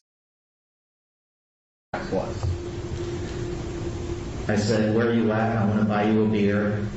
And then he said, you have been instructed to cease contacting this phone number. Continuing to do so constitutes felony telephone harassment. Do not contact this number again. I said, I just want to say hi, little baby child. Cool guys, isn't that busy, is it? See you soon. First class ticket to prison, stalker, is what he said. And I said, oh, baby child, please do. I love prison. Keep 911 on speed dial. Happy to accommodate you, stalker. No, were you drunk? I said, you there, little baby child? And he said, don't need to, stalker. You won't be an emergency, just clean up. So you're saying you didn't send that text? I do not remember sending that text. I remember telling him repeatedly to cease contacting me. The judge is like, but I'm looking at the phone right now. You know, at any time, Patrick, you could have just stopped responding. Yeah, like what is wrong with him? And when he continued to do so after that, he knew he was committing a crime. He did so anyway. So it turns out that it was in fact Patrick that was lying. The judge rightfully found the situation very confusing, so asked Andrew why he was contacting Patrick. Mr. Nadolski, what is the connection to him? I'm sorry? What is the connection to Mr. Tomlinson? He's just a bizarre internet personality that... Your Honor, we like to do a little trolling. Okay, It's like, listen, it's like double restraining order. Both of you get the fuck out of here and never waste our time again. Like I don't know what else to say. Like, that's what should happen. Like, double restraining order if you ever call us again. We're putting you in jail. He's a very unlikable person, and his telephone number was available on the internet, and well, probably would have been better. Listen, Your Honor, he's very unlikable. What wouldn't you call him too? Use a public platform like Your his Honor, Twitter to you've tell been what I dealing thought with of him. this asshole all day too. Okay, you Get know it? he's a You piece of get shit child. For whatever reason that night, I thought it would be. I love when judges like don't understand like trolling or like an internet thing, and they're like, "But why?" I thought it would be appropriate, but I did text him. What do you mean he's a bizarre internet presence? Like the judge is like, "What do you mean bizarre internet person?" It's like, how do you explain this? I seem to think that this Opie and Anthony fan group follows him for no reason. For no reason. I mean, other than you were trying to bad limit the fucking bar and a whole bunch of other esoteric lore. But yeah, it was for no reason, you know. The bizarre habit of consistently feeding the trolls. The judge goes, what do you mean by feeding the trolls? I'm sorry, Your Honor, he's feeding the trolls. What did he think would happen? Go ahead. Your Honor, my client just does not, in fact, feed the trolls. Your Honor, this client was being felted on a regular basis. What do you mean by, well, Your Honor, you know when you go to the casino and you look down and there's no chips left, you're staring at the felt. That's when you've been felted. Now, you extend the metaphor to internet communication, Your Honor, and you'll see that, in fact, Mr. Tomlinson was felted, stalker child. What? We're going to have a recess. In fact, you that is felted, stalker child. How is the judge not like, we are throwing every version of this case out of court right now? Stenographer had that. I was feeding the trolls to the official transcript. Write that down. Write that down. He is just in general an abrasive personality. Your Honor, he's abrasive. How could we not try to ruin him mentally? How could I not threaten to fight this guy I never met at a fucking bar? You know? He's annoying, okay? You just picked him out at random. Well, no, I've been kind of looking at his internet presence for... You picked him out on random? No, I've been watching him for a long... I've been stalking him for months, really, you know? Maybe a few months, I'm not sure how long. And what type of forums does he post on? He posts on Twitter mostly. About what? I guess I'm not understanding. So you like, no, it doesn't really make any sense. I'm trying to figure this out. This isn't making any sense. Even the troll's laughing. The troll is laughing. He knows how fucking stupid this is. This doesn't make any fucking sense. Well, I'm going to call him up. I mean, he has years-long history of just the way he engages people is bizarre. Like with the text messages I read off, I keep calling him child, little baby infant. That's how Mr. Tomlinson talks. And that's how he engages with people that he doesn't like. He talks in a very bizarre way. He, in general, just... This is amazing. The judge's face is like this the whole time. Like, he's just like... This guy trolled so close to the side and was just so about it that he went to court and then actually justified his trolling before the judge and was like, well, Your Honor, he keeps calling people stalker child, you know, and he needs the last word, and I wasn't going to let him have it, Your Honor. So I was prepared to murder this man, really, in cold blood. And can't let any conflict go without getting... And this guy was he the owner of... No, this is someone else. It's someone last word. In the end, the judge sided with the pest and the restraining order was... Let's go! You make great points there, Mr. Pest. What? What do you mean?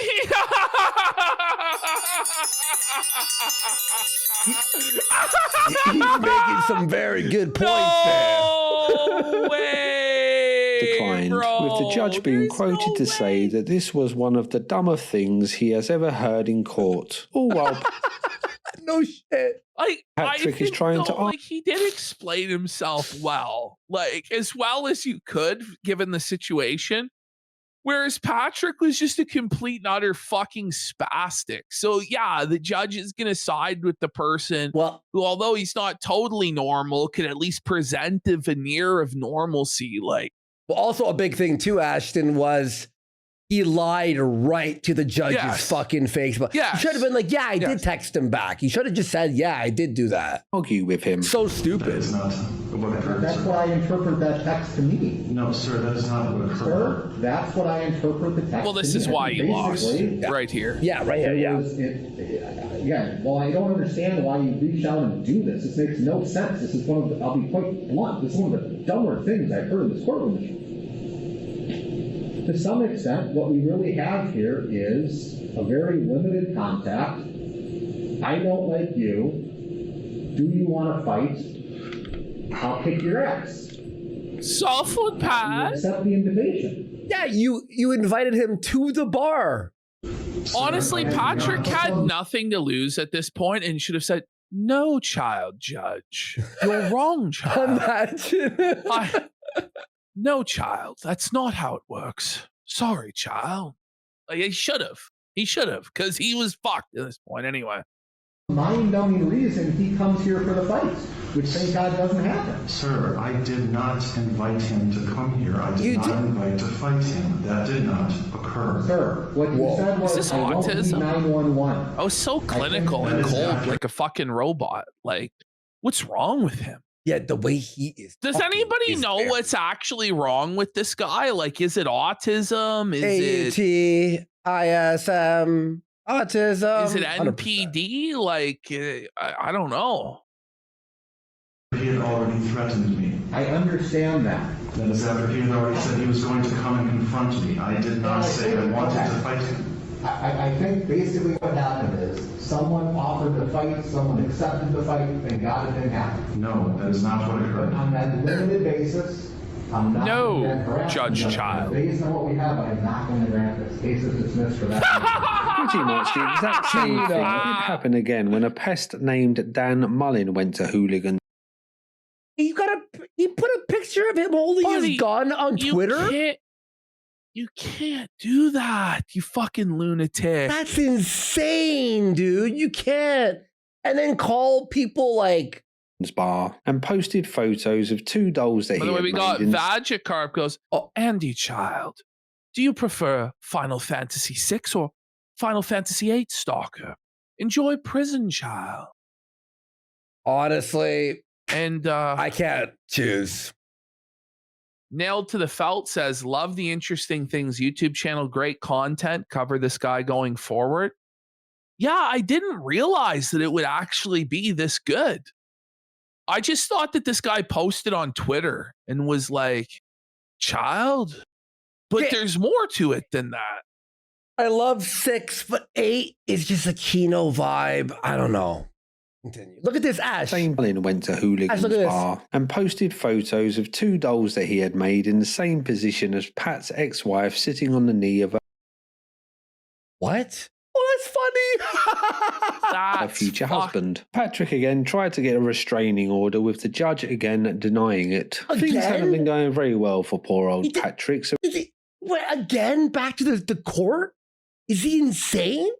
we decided that he needed to make a change and have a place on the internet away from the pests who were plaguing his every move. So he set up a blog about cars under the name Talk Wheeler. On this blog, he stated that his father was a travelling oil salesman and that his mother used to stitch he just creates like these fake backstories, like the compulsive liar. Okay. Yeah, right. He's mentally fucking gone. It's his love of cars. Finally now he had a place to relax and unwind, where he could embrace his passion for motor vehicles. Sadly, shortly after he set up the blog, Talk Wheeler posted a photo of his car which was known to trolls. So soon this blog was flooded with pests who started to call him Pork Squealer. Then the blog just descended into what his Twitter account was. Patrick telling the stalker children children that they will soon be going to prison. Another aspect to this story is that Patrick had police called Have to any his of home them 3 gone to times at prison this yet? point. This, of course, had moved things away from internet trolling and into real-world danger, something that Patrick was rightfully angry about. As far as I can tell, no group has taken responsibility for doing this, with the ONA forums claiming that Patrick may be doing it to himself for attention, but Pat is very forthright about blaming it on the forums, which, given all that has happened, seems like a fair assumption on his part. The 4th time this happened, an audio recording surfaced of the incident with Patrick shouting at police officers, telling them to stop talking as they don't know anything, him explaining to them about the pepperoni story, and demanding that they never come back. The recording is pretty bad quality, but you can just about hear it all. I would never mention the pepperoni shit ever again in my life. Yeah. Why does he keep explaining that or like bringing that up? Like, it's fucking insane. Because none of you have listened in 3 goddamn years! What is happening? This is the audio of the like police up when he's screaming about the pepperoni story, I think. He's screaming at the police. Yeah. No, officer. In fact, it is you who will go to prison, stalker child. SWAT audio. So he's saying, I have stalkers.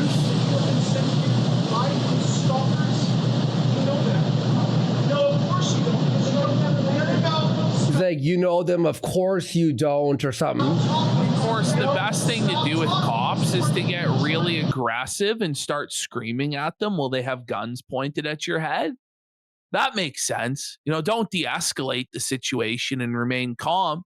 No, escalate it and fucking call them out. The African American children were blended into sausages. What? What? Don't know anything. At this address. Shut up. I'm still tired. Okay. Telling the police to shut up that you're still talking is not the way. Shut your mouth, stalker child. It is my turn to speak now, officer. Child. Shoot me then. Silence, Shoot cop me child. You have any idea how many times I have called you to let you know that this keeps happening? Do you have an idea? It's more than once. It is my turn with the talking stick, officer child. We got Jack Mayoff for 5 subs. Let's get some subs. Let's go. Big support. Thank you. Still about 5,000 at 5 in the morning. Yikes. Never come to this address again. Trump? Now, if I need any of you, I'll call. We've been over this. I've talked to dispatch. I've talked to your supervisors. I have talked to everyone. And you know what I was told at every point? Well, we don't handle that. You'll have to talk to this other person, talk to that other person. Well, I'm sorry, but we don't do that anymore. We don't take those kinds of calls anymore. Never! Hey, come here again! Any of you! I'm serious! This isn't helping you. This is the 4th time! 4! You could have looked it up. It's in your notes. I know it is. Go back to your squad right now. Look it up. Do your minimum of your jobs.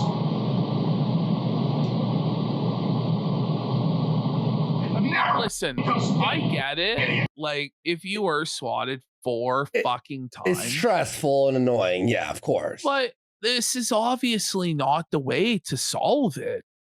And in fact, this attitude that he's having is probably why they just kept kicking his fucking door in. Yeah. Like, well, it's retarded. Like the police, when I was swatted a bunch of times, they now know me because I was cool with them. I'm like, yeah, I explain everything, and then I'm like chill with them. You know, like you have to just be cool with the cops, and they'll remember. Oh, this guy was cool, and he's probably just fucking being swatted.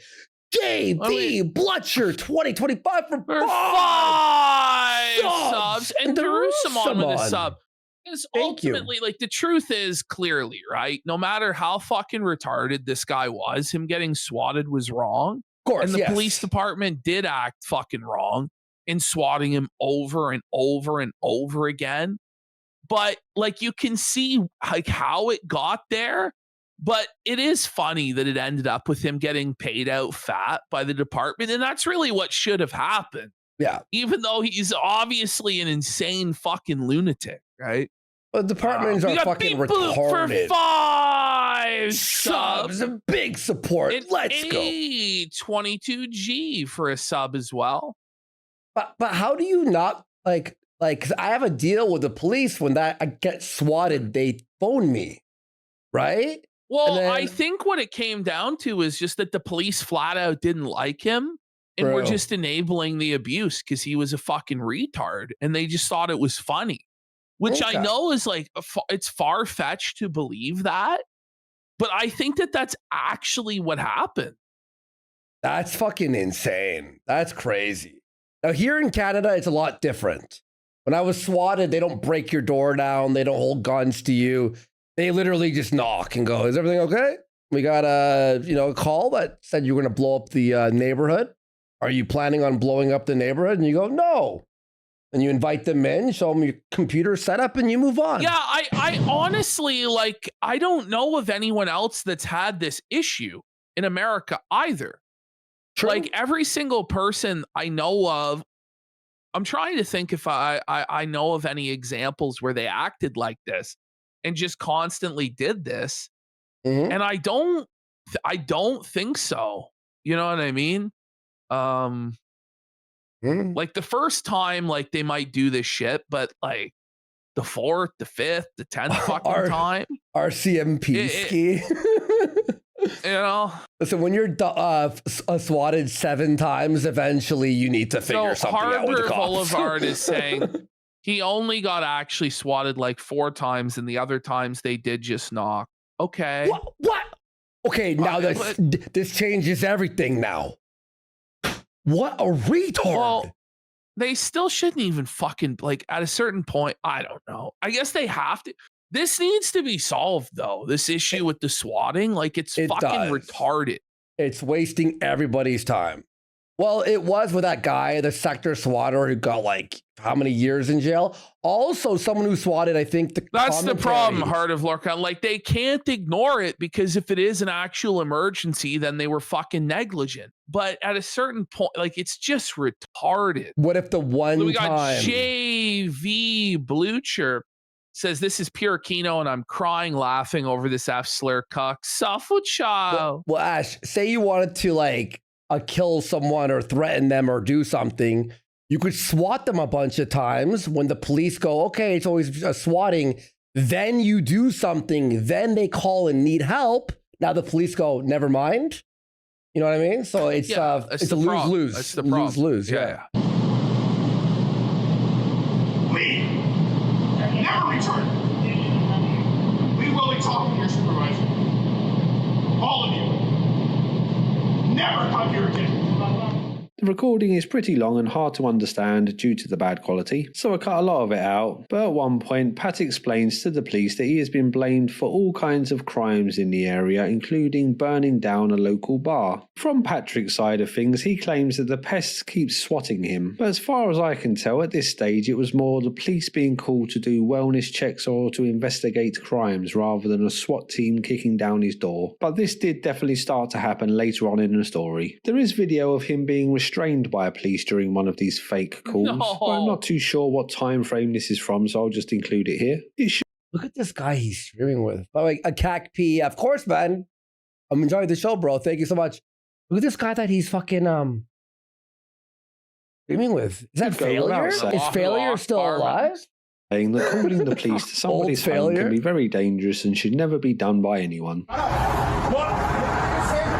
No. I'm showing you respect my. No, you are not. You have not. No. Turn around. No. Hands behind your backs. Put your hands behind your backs. Enough.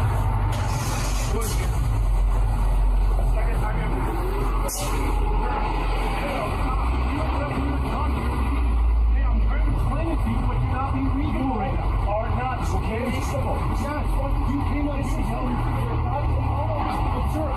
I mean, so it's tough here because, you know, I don't think the police or Patrick have a reputation for being reasonable. Like, you know what I mean? Yeah. But I'm pretty sure this is Patrick's fault, really, and he's being unreasonable because not every officer is unreasonable, whereas Patrick, 100% of the time, we know is unreasonable. Unhand me, child. Oh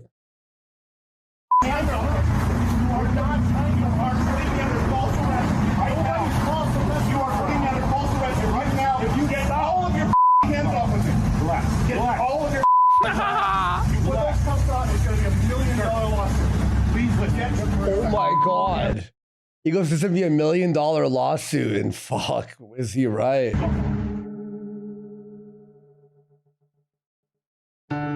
So he actually just going to take a quick break from the timeline to look at some of Patrick's more interesting tweets, as it's a big part of his story. He is on Twitter continuously fighting with pests day after day, week after week, year after year. Whatever the season, Patrick can be found calling people stalkers, children, or hoping that they enjoy a prison. I think it was around this time in the timeline that he stopped calling people children. I'm guessing that he realised how strange this sounded to onlookers. He has many trolls on Twitter, it's far creepy. more than I can list here, so I'm just going to go over a few that caught my eye. One of these accounts is called Patrick S. Toiletson and pretends to be Patrick's toilet, leading to Pat having to repeatedly tell his own toilet that is I've seen some things. They, them flush. going to prison. Another is called Patty Meatloaf, who pretends to be a female version of Patrick. Then we have Farty Tits Tomlinson, who just seems to post photos of Pat with cartoon farts on his chest. And of course, Patrick even feels the need to reply to this account by telling him that he's going to prison. Another one is No, it's because that's why it's funny. It's so fucking stupid. So what do? I just post him being farted on, okay? Every day for the last 6 years. He's getting pooped on. Who pretends to be Pat's little brother and just posts silly things that Patrick always feels the need to answer to correct the record. Carl tweets, "Why wasn't arranging support and visitation the first thing you did after your child was born? What could have been more important, little sister? Such a failure of a woman. Enjoy frippery." To which Patrick replies, "That is the thing I did, stalker. I am not a woman, stalker, and you are not my little brother. You are a clinically obsessed criminal cyber stalker facing multiple felony charges for crimes against my family. This is why your life is already over. Enjoy prison." To which Farty Tits Tomlinson replies, "Uh-oh, looks like someone's got a case of the farty tits," alongside a doctored photo of Patrick with a cartoon fart going on his chest. Surprisingly, Patrick didn't reply to this tweet, but no doubt this stalker child will be enjoying prison one day very soon. Back at the start of the conflict with the ONA subreddit, a user called FartPoop22 shared a bad... Fart Poop 22. But he's got a battle with Fart Poop 22. These are credible accusations against him from Fart Trick and fucking what's his name here? Fart 2? Poop Pants 22. Poop. No, it's Poop Fart 22. Poop Fart 22. Of course, Patrick had to correct the record against Fart Poop 22 stalker child. A drawn picture of Patrick drowning in a pool of urine, but asking for more while a small penis dangled above him. It's like a fucking child drew it with fucking crayon. And you're like, "Officer Child, I'm under threat from the stalker children on the internet." What did he do? Me drowning in piss, child. What? Like, okay, sir, you're going to have to calm down. Main Twitter followers as an example of the harassment that he was getting, and argued with the trolls in the Phil, but it can be so much worse, Phil. Like, this is like fucking crazy, the shit they're doing to this guy, man. Yeah, man, this is fucking insane. Comments of this picture, this inability to just... be fair, though, this is happening because he responds to everything.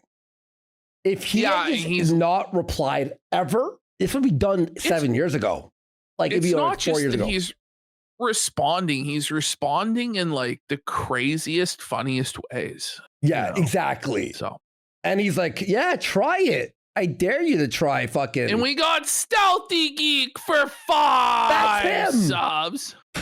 Look. Is it? Let's go. That's his Twitter user handle. Patrick Tomlinson for 5 Nor such subs. silly things was really the reason that the ONA subreddit first started to pay attention to him. One time, Pat posted that he had stopped in a nice little cave on a day out with a troll simply commenting, "Not so," to which Pat replied, "So, stalker." Instead of just enjoying his nice day out that everybody knows that he had, he will waste his time replying to a troll who's clearly just trying to annoy him. Patrick replies to tweets on Christmas Day, New Year's Day, his birthday. No time is off limits for him telling the stalker children that they'll be going to prison. There are just so many tweets that it's hard to know where to start, and it's normally presented to you out of context as it's just him replying to troll comments. Like this one. Pat says, "I'm not an incel. Had sex with my wife this week already." Or this little treat. Can't think he is. What the fuck? Multiply by 0, stalker. Enjoy prison. To which a user called Sci-Fi King replies, "You can actually be serious, can he? Like, surely he's taking the piss at some point, right? Right, guys? It doesn't. Like, yeah. is he actually dead serious getting fucking rattled about dividing by 0 and telling people they're going to go to prison, stalker child, because they can't divide by 0? He's serious. How is he multiplying by 0, stalker child? How? You're thinking about dividing by 0. It's no wonder your grades were so poor in school, and that no one respects you as an adult. Patrick then replies, "Wrong yet again, stalker. Enjoy prison." Then George Washington says, "You can't divide by 0, Patrick. You can multiply by 0, though. No wonder you failed so badly at school." Then someone pretending to be Patrick says, "No, stalker, you can't. This is why your life is already over, stalker. Enjoy prison." To which the real Patrick replies to the fake Patrick, "This is why your life is already over, stalker. Enjoy prison." It's not just replying to pests. He had his name as Stealthy Greek. Stealthy Greek was the fake Patrick S. Tomlinson. But everything else was the same. Make Patrick's Twitter account a fun place to be. His original tweets can be pretty absurd, like this one. Fun fact, #Ukraine. A water balloon filled with $1 of paint thrown at the periscopes can disable tanks as fast as a $150,000 Javelin missile. Please do have fun. Or this tweet that I have no idea why he posted, but here we are. Pat posted this for his young daughter to read when she grows up. "Dear daughter, I hope you have amazing sex with partners of your choice as soon as you are ready." Then we have the strange details of his tweet. He doesn't own underwear, stalker child? Wait, what the fuck? Why would you say that to your daughter? Like, what? That's What's very going on? creepy, man. Yeah. Weird. Twitter account, like he feels the need to make it very clear that he doesn't wear underwear. He does this with no prompting and just really likes to tell people about his lack of underwear. He also feels the need to keep telling people that his wife is a cis woman and not a lesbian, and that she loves the D and is available to him whenever he wants. Patrick suspiciously likes to make it very clear that he is not a homosexual with tweets like this. "I'm not closeted stalker. I am quite straight and quite happy and comfortable with myself, my sexuality, my masculinity, and Sounds my like cis it. female wife. Things you can't say about yourself." Which is So why he's homophobic? Listen, if you have to scream that you're not gay on the internet, like that's wild, bro. I can't even. Yeah, I can't you even are lie. gay. That's kind of fucking insane. Project your insecurities onto others. Oh, and by the way, enjoy prison. Patrick hitting us with the enjoy prison at the end there. It seemed like he wasn't going to do it, but he knows what the fans are here for. He also tells weird, unnecessary lies a lot, like this tweet. "I have all of those things too, child. And then much, much more. Also, I don't call myself an author. My publishers do. Night, night." Some random internet user then replied, Author is literally the first word in your Twitter bio. His Twitter does have a darker side, with Pat posting threats to people and showing off his guns and knives, implying that he's ready to use them on the trolls. Then there are the very graphic tweets that Pat does. But sadly, I can't go over on YouTube, but he threatens or wishes very extreme acts to happen to people or their family members. This pattern of online delinquency isn't just confined to Twitter, as it follows him to every platform that he uses. But Twitter is the main battleground on which the fight for the internet's soul is fought. And with that, let's get back to the main story. Here we go. Oh, here we go. The Adirondack chairs. Even though Patrick had been claiming that pests were swatting his home, he decided to rent out half of the property as an Airbnb. Unfortunately for Patrick, the swatting would only get worse and worse, with him releasing footage of the police now actually entering his home with guns drawn. In one of these videos, Patrick was led out of his home by the police in the middle of the night. And as we already know that he doesn't like to wear underwear, the blurry footage caught him in a state of undress. The pests then set to work trying to decode the outline of his manhood, with them tracing around what could be seen on the pixelated. No. That level of A-log is insane. Oh, not the outlines. Brian, no! Bri! Fly away! This is the rhythm of the night. Oh no, the rhythm It was used to troll Patrick on Twitter, something that got under his skin a little more than normal, forcing him to reply over and over again to the stalker children to tell them that they're going to prison. This moment passed after a while, but Patrick being a laughingstock on Twitter is a lifelong affair. About a month later, he tweeted to claim that Tesla was not actually a car company, but a subsidized emissions credit product, to which a community note was placed on the tweet stating that 3% of Tesla's revenue comes from these credits. This was then retweeted, and Elon Musk himself posted a No! Elon dabbed on Pat? No! Pat! How does this guy take these L's, man? From Elon How is this happening?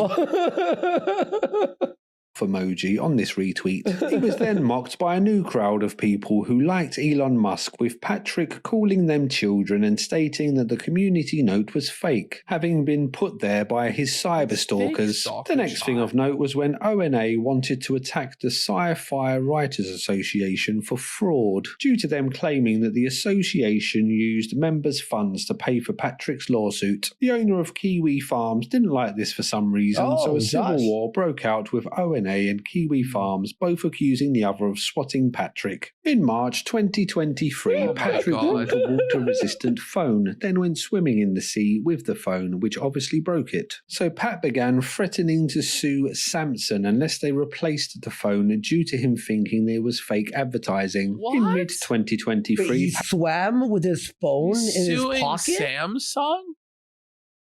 Because they said it was like waterproof, but they don't mean like you could swim with it. They mean like you could drop it for a second and you pick it up fast. Patrick went on a media blitz. Look, it's water resistant, not proof. Appearing on NBC News, among other news outlets. In all of these appearances, Patrick's story was that he had now been swatted 42 times. The pests dispute this claim, stating that he is inflating the numbers, or that maybe he is swatting himself to get victim points. I honestly have no idea what the truth is. If it's 20 times or 42 times, like, it wasn't 42, it was actually 36 times. Is here, but Pat does have the quarter footage floundering says all of this guy's videos are great. Highly recommend checking others out. I'd also highly recommend everyone check out Rob's media too.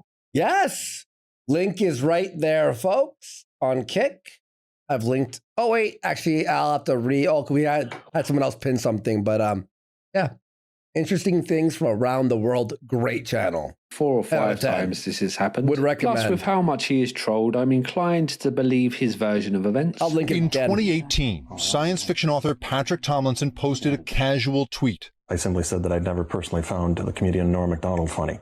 It caught the attention of online harassers who began swatting Patrick and his wife Nikki at their Milwaukee home. Patrick and Nikki are still constantly harassed. They've been texting us during this interview. And their harassers use voice synthesizers and other technology to mask their identity.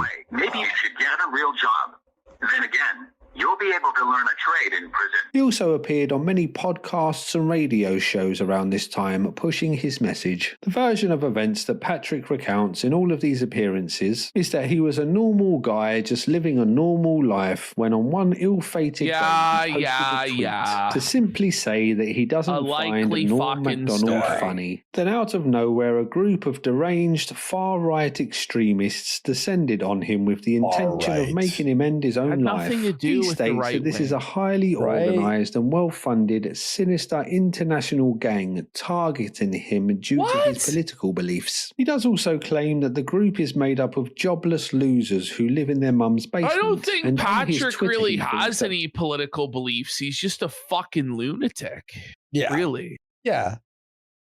Because he opposes Vladimir Putin, the whole thing is a Russian-backed operation to try and bring him down. So it's a little hard to figure out exactly what he believes. Oh my god. I was tricked by the past. It was a fake, and it was okay. He put like a note here on So the it's post become indistinguishable, you know, between like fantasy and reality. Like the trolls pretending to be him and Patrick himself. Patrick is so insane and over the top that even the trolls, it's hard to parody. Really. That makes sense. Funny. That's really fucking funny. Backed operation to try and bring him down. So it's a little hard to figure out exactly what he believes when it comes to the trolls. In all of these interviews, Patrick paints the situation as him minding his own business when all of a sudden he was just flooded with vile trolls out of nowhere, and that he would only respond to them when they lied about him. I'm a 40-year-old science fiction writer living in Milwaukee, Wisconsin. We got sketch enjoy the 510 Packers, for motorcycles, five. building models and shooting guns. So Do you ever, like, does he really sell enough of these books to survive and make a living? That's wild to me. So he actually, like, is he successful? Like, I mean, you're saying no. Well, but like, he looks like he has a house. And he's got like a wife. Well, how does he make a living? Does he work? They stop publishing him. He sells insurance. Right. Okay. Okay. And it's stand up. Remember, he does stand up. To any of the I'm just kidding. He doesn't get paid from stand up. harassment on it's his Twitter or mother-in-law's on Reddit or anything like that. See, I never reached out to any of them. These are terrible people and they're all criminals. They deserve to be in prison.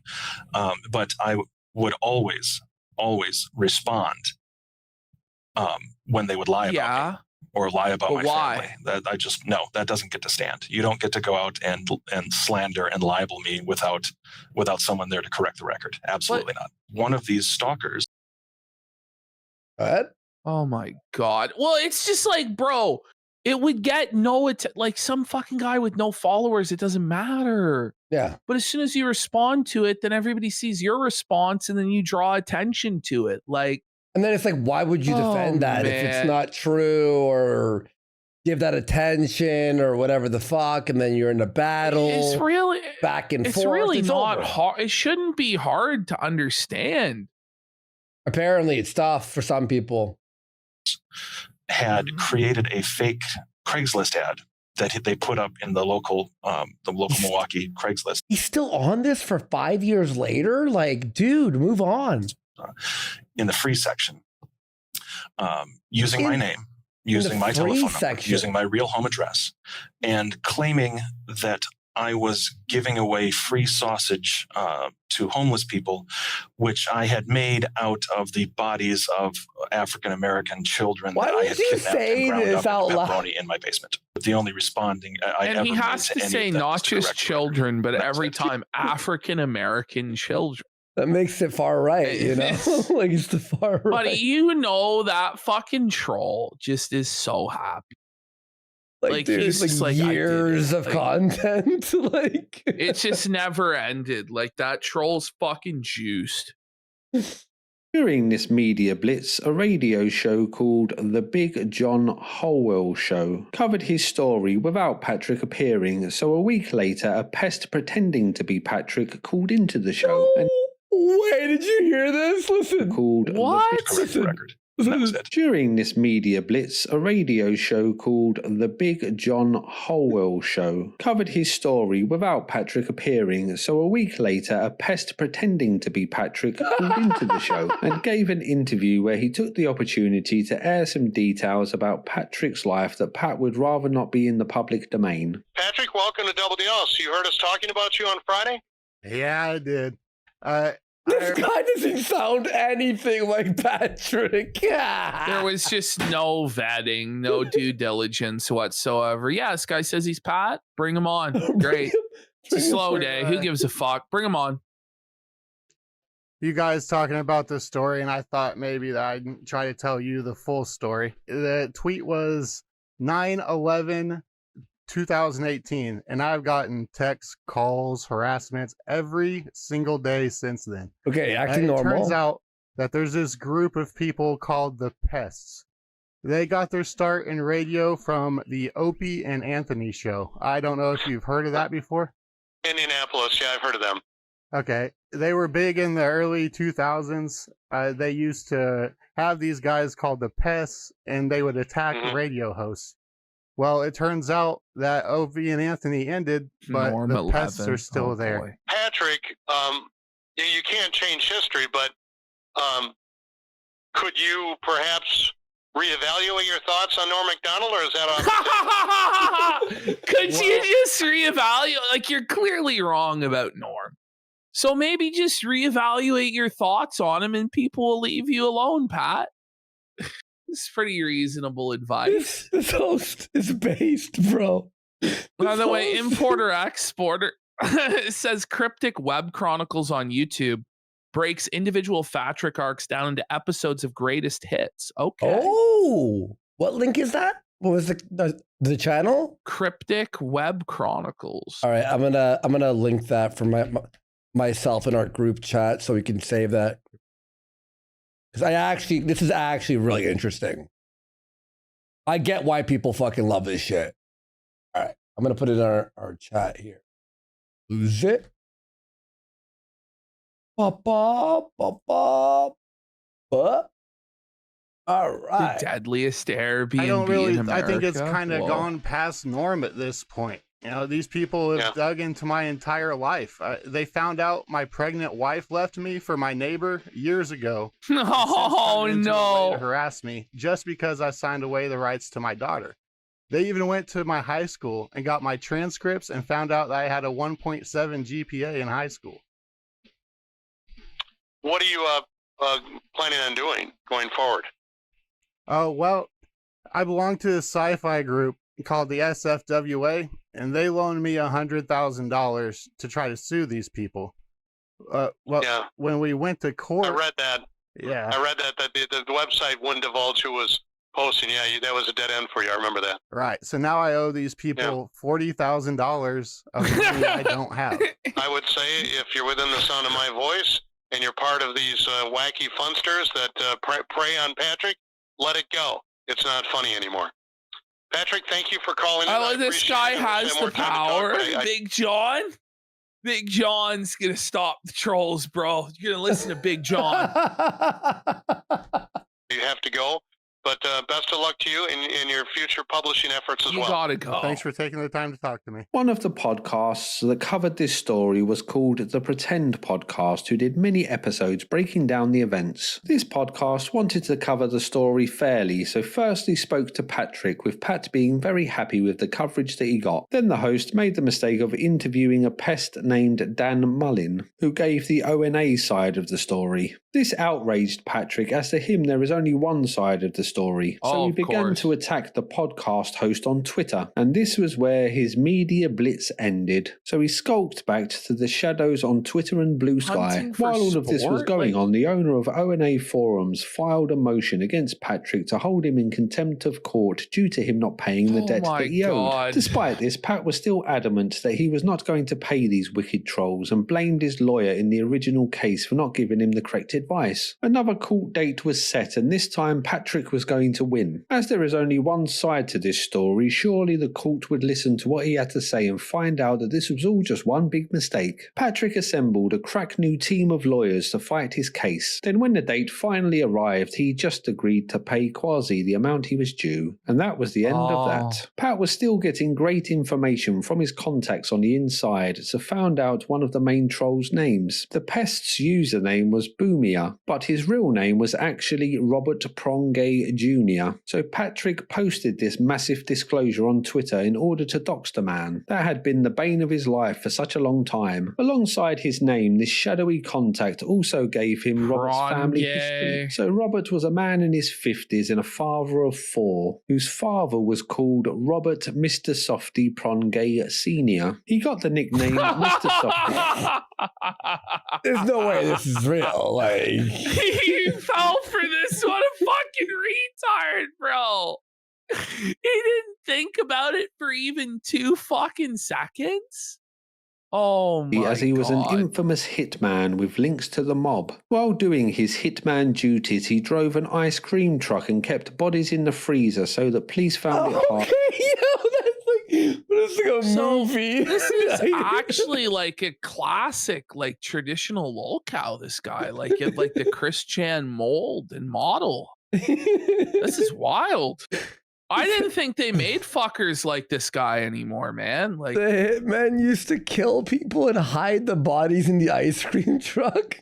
To date the time of death. Mr. Softy was sadly killed by another ice cream truck driving hitman named the Iceman, who had a movie made about him. Patrick proudly posted this to his Twitter account, accompanied with a photo of Boomia. The photo was in fact of an actor from the hit TV show The Sopranos. Remember that Patrick claims to You meant Boardwalk Empire, rather. Yeah. That's what have an IQ of 140. It then seems that Pat did in fact pay Quasi the amount of $41,848.87, but still owed him much more due to all of the interest that had been accumulated on the debt. In October 2023, a massive milestone was reached. Patrick posted his 200,000th tweet. This tweet read, "Your life is already over, stalker. Enjoy prison." The next thing of note in the story happened. That's fucking crazy. How many tweets is that a day?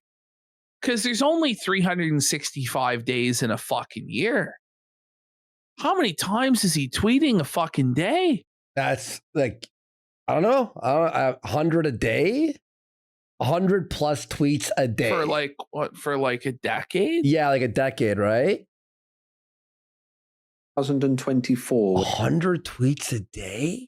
And he was banned from talking at an authors convention. Every day. This was because another speaker at the convention named Leslie Varney wrote a letter to the organisers asking for Pat to be banned. She claims that he has in fact been stalking her, which is an interesting twist. As far as I can see, she is not a pest and is just some run-of-the-mill literary agent. You see, Leslie had come across Patrick's story and didn't believe that he was the victim of an organised far-right network of trolls financed by Russia, so she said so online. She claims that she then came under attack from Patrick and his online helpers who bombarded her social media with hateful comments such as calling her a moron, a mouth breather, evil, or an imbecile. In this letter, Leslie states that Patrick is also misogynistic and homophobic. She posted this letter to Twitter with Patrick commenting, "This is how you get sued into poverty, Leslie. You are mentally ill.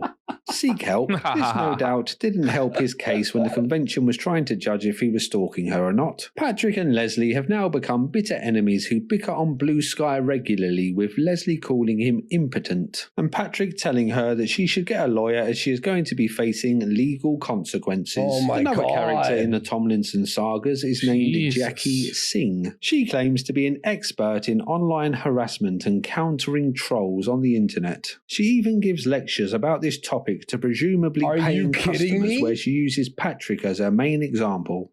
What the hell is going on, man? I can't keep up. An Indian woman called whatever Singh does paid like speaking engagements about online harassment and tour as her main subject for these for this tour.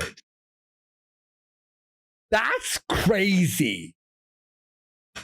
That's actually crazy, bro. I just got my screenshot. Watched one of these lectures and it's very reminiscent of watching Alex Jones broadcast in his prime. She lays out this very complicated network of organised trolls that are basically terrorists. The troll triad? The cerebral, the provocateur, and the crier. Three-pronged archetypal model defining groups of online users. What? Honestly, if you need to look at this, you have to go off the internet immediately. Like if you need this, you have to leave the internet. You shouldn't be working for some shadowy overlord. She's one of Patrick's main friends and helpers against the crier. Hear ye, this guy's a retard. Russian psyop, as she also throws around this accusation towards anyone that disagrees with her online. Like Patrick, she also has a history of always replying to trolls, no matter how silly the comment, and having her accounts banned. Wait, she does trolling engagements, but then gets felted by trolls?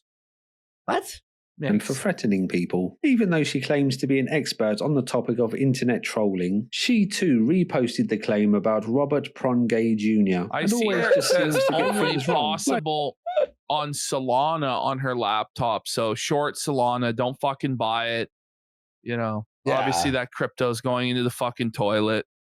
At the time, she doxed a man in Sweden, claiming that he was an infamous swatter named Torswats. As far as I know, she never retracted this claim, even when the real Torswats was arrested and pled guilty. Patrick then started a lawsuit against the city and the police for them continuously coming to his home, even though it should be clear at this point that they don't need to come with their guns drawn. With all this going on, this must have been a very stressful time for poor Patrick, so he decided to take his mind off things and build himself some lovely Adirondack chairs. First he got some pallets, then carefully and lovingly cut them to size, put them all together, and after many hours of blood, sweat and tears, the beautiful chairs were finally finished. So he proudly placed them in his garden and posted a glorious photo to show the world he shouldn't have done that. The chairs became a bit of a meme for the jealous trolls, who joked that the treatment on the pallets would make the chairs poisonous, or that he should get some cushions as they looked pretty sharp, but Patrick declined this kind advice.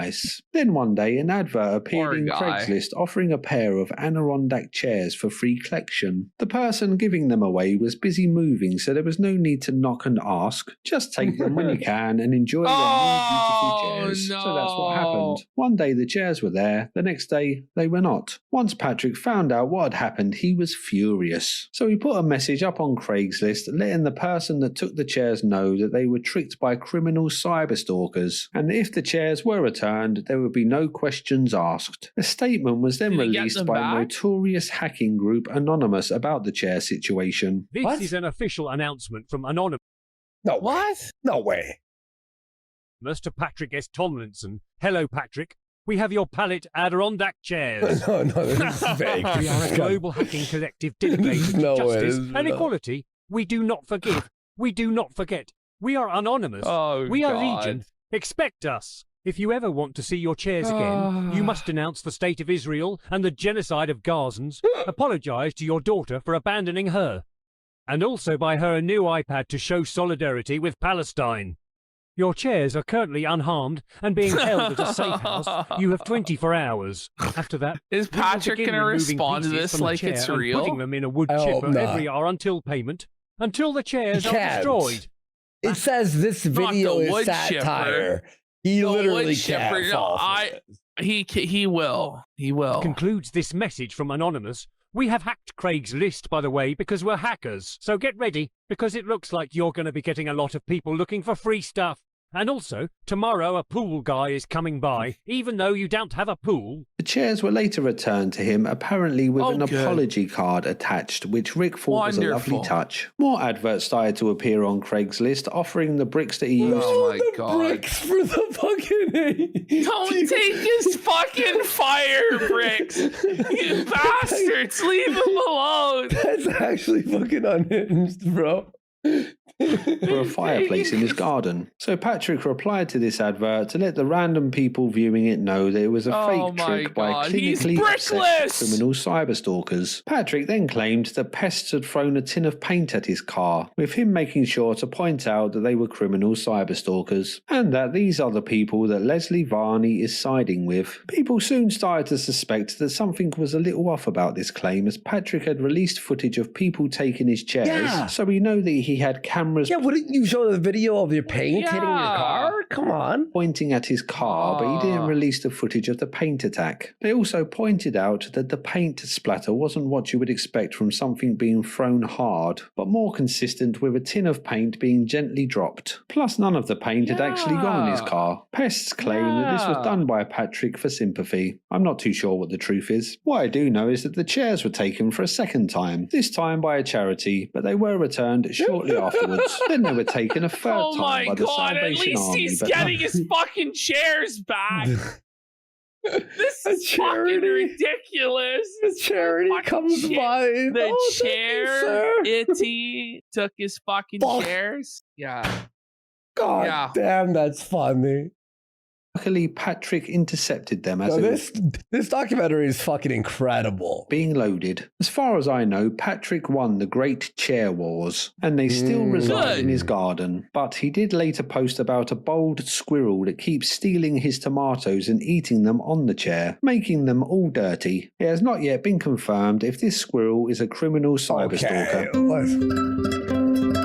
Racist Pat. In early 2025, a police report was uncovered that showed Patrick was involved in an incident outside of a Chubby Cheesesteaks restaurant in 2020. The report states that Pat was waiting outside for his delicious food using his phone when all of a sudden someone tried to grab his phone, so a fight broke out with a second man punching Patrick in the face, his phone being taken and the robbers escaping. It is speculated that Patrick was busy childing someone on his phone when it was stolen. The culprits were never arrested and the phone was never recovered. Strangely, Patrick never talked about this on his Twitter account, leading people to think that he never mentioned this due to him not wanting to seem racist. All three of the robbers were young black men, and Patrick had previously stated that any white person who calls the police on a black person is guilty of trying to kill them. But now... Okay, did you hear this? So 3 black guys robbed his phone, and he didn't tweet about it because previously he has said that if you call the police on black people who rob you, you're trying to get them killed. Right. So we have a big time cuckold alert. Buddy. The cuckold alert! Cuckold alert! No, it is the stealing bike meme. But they were happier to steal it than I was sad to have it stolen. Total happiness in the world increased. Score. Fuck. Well, here he was calling the police on 3 young black men. Another theory is that Pat likes to frame himself as an actual real-life tough guy, so didn't want to admit that he had been beaten up and robbed, as this would shatter the illusion of him being the real-life Steven Seagal. A short time later, things got worse for Patrick when his internet nemesis Boomia posted photos from inside Pat's Airbnb. Boomia had stayed there and left a photo of the Sopranos actor as proof for Patrick. Boomia also claims to have left stains in Patrick's toilet which Pat would have cleaned, leading to a popular meme for the pests of Pat as a pig maid cleaning a toilet. Another troll has stayed at the Airbnb taking a video from inside and discovering that a kitchen knife Pat once used in a photo, kind of threatening trolls, is at the Airbnb for customers to use. In his photo, Patrick had this knife stuffed down the back of his trousers, touching his bum cheeks. In February 2025, Pat would again reach a whole new group of people when he posted to Blue we're Sky. just touching the tip of the iceberg at this point, though. Like, this is just the surface. Like, there's obviously just so much more that there's not time. No, I was scrolling this cryptic web chronicles. Like, there's a lot. No, you're touching Pat's tip, the tip of Pat's iceberg, buddy. Why do we only shoot the good Kennedys? Insinuating that someone should take a shot at RFK. This post got a lot of pushback, with people saying that it's not funny even if it is a joke, and Patrick replying to confirm that it was not a joke. The Blue Sky post was then picked up by account. Jesus Christ, like, don't don't joke about someone murdering him. He's like, I wasn't joking. What are you talking about? That's what are you talking about? Like Libs of Blue Sky, propelling Pat to a new anti-woke audience. Patrick had been trying to move over to Blue Sky for some time now to escape what he calls the far-right racists on Twitter. But sadly for him, Blue Sky would turn out to be an even more hostile environment, as he was exposed for being a racist himself. You see, a while back, someone pretending to be Patrick had left a bad review on a black woman's book using... No way! What? They all turned on him on Blue Sky because he reviewed a black chick's book negatively. Inappropriate racial language. This was discovered and Patrick was blamed for this, with him trying to explain that it really was an organised group of criminal cyberstalkers who had set up accounts using his name and photo. Among the people leading the charge against Patrick was a racially ambiguous black rights activist named Unapologetically Jackie. I love she the soon Cash started App making in many bio. videos exposing Patrick as a racist troll who advocates for child predators. Amazing. On Blue Sky. He advocates for child. It makes sense, really. A sister Thank reached out goodness to for me this to queen. bring to A my sister. attention. Is this person even vile black? Human being. Well, she's racially ambiguous. So racially ambiguous. Yeah, okay. Who went to her website. That's Rachel Daziel. Remember her? And left grotesque comments. So I told her I would do my thing and I would expose this racist. This is and insane. do my thing is exactly what I did. This is him. His name is Patrick and he's an author. He is also a narcissist, a misogynist, and a racist. Alarming fact about my cyber stalker. He's also... Now it's like the roles have been reversed and now he's stalking her. Yes. He just can't catch a W, bro. Like, he just can't catch a And it's not even him. It's not even him doing it. So now it's just like... Yeah. I'm bringing up his comments right now. What is really scary, if you ask me, is that he operates an Airbnb.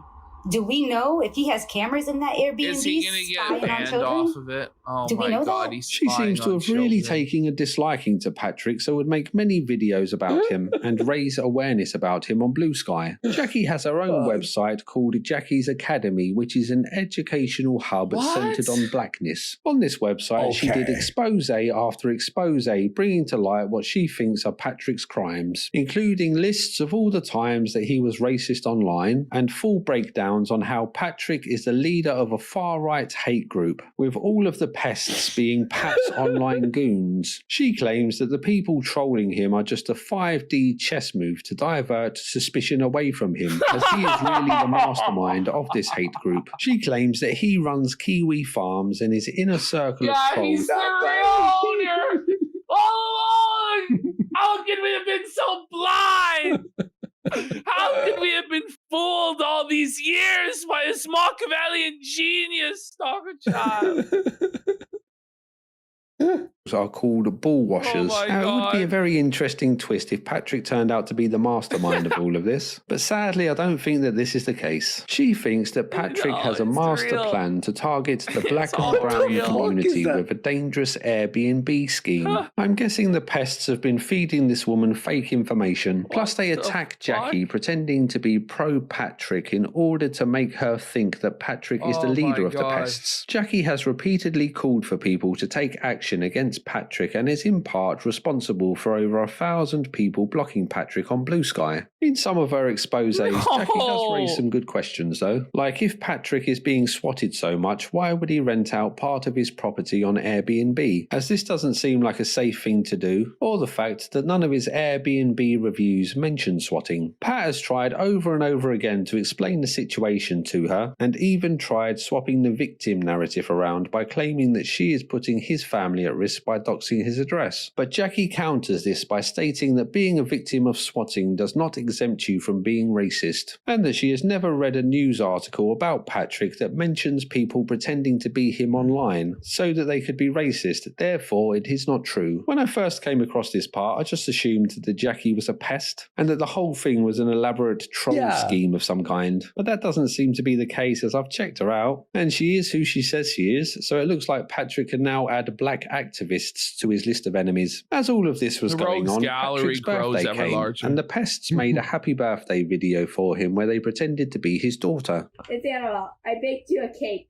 Baby child, you don't have anything to say to me. You're always wrong, and things are only getting... Daddy, I know you want to be here in person. So if I ever do any see of them in person, it will turn out very quickly and very poorly for all of them. And so they're saying he's never met this daughter? Is that true? He's never met the daughter? The wife left him while she was pregnant for the guy who cucked him in that photo. Yeah, but you'd figure he'd have visitation rights because it's his kid. Yeah. Like he seems he gave up his rights. Like, what a fucking bum, buddy. Probably. Yes, child. Daddy, I baked you a cake and wanted to wish you a happy birthday. Happy birthday to you. What the fuck is going on? Happy birthday to you. Someone just goes, it wasn't his daughter. Let's be real. Oh, you meant with the pregnancy? Crazy. Yeah, I don't think. That's why he signed it away. Wait, he was like, it's the bald bull.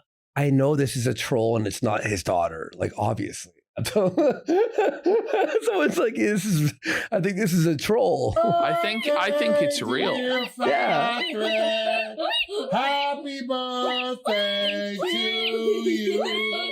Also on his birthday, trolls counted all of the times that he had told people they would be enjoying prison, with the total being 4,876. That's it's a little unclear what time frame this is for, but regardless of time frame, it's still a lot. In June 2025, Pat was cited for disorderly conduct when a delivery driver was delivering some large items to his home. The driver asked where Patrick would like them offloaded, with Pat saying in front of his car. So the driver unloaded the items, then Patrick approached the driver in an aggressive manner. So the driver tried to drive away to escape, but Pat blocked the road and continued acting aggressively towards the driver until the police showed up. Things kept going from bad to worse for him when Leslie Varney filed a restraining order against him due to Pat stalking her How did that online. resolve In the court disorderly documents, conduct? she lists years of harassment, including tweets and letters that Patrick had sent to her employers trying to get her fired. In one of these letters, Patrick claims that Leslie is the leader of a network of criminal cyberstalkers trying to destroy his life. The next interesting thing that happened in 2025 was when a photo of Patrick giving the middle finger to a Rosa Parks memorial was circulated. Okay, wait. What? Wait. Okay, so now my entire opinion has 180'd. And I think that this is a blessed man and that we should all support him in his quest. Based. What a legend. Circulated around Twitter. Patrick had this to say about the photo. There is no Rosa Parks memorial in Waikiki, stalker. You are very bad at photos. It's a Photoshop. It's a Photoshop. No, come on. They couldn't let him have even one W. Come on, man. Let this guy have a win, man. Photoshop. This is why your life is already over. Enjoy prison. He then posted the real photo, which was him giving the middle finger to a Trump sign. He then hammered the point home that he doesn't like that. It's so funny that it said Rosa Parks, like the AI or whatever, the Photoshop. Donald Trump with another photo of him giving the middle finger to a Trump hotel. And a photo of what I'm assuming is him staying in the Trump hotel with a shocked expression on his face. So he gave Trump money?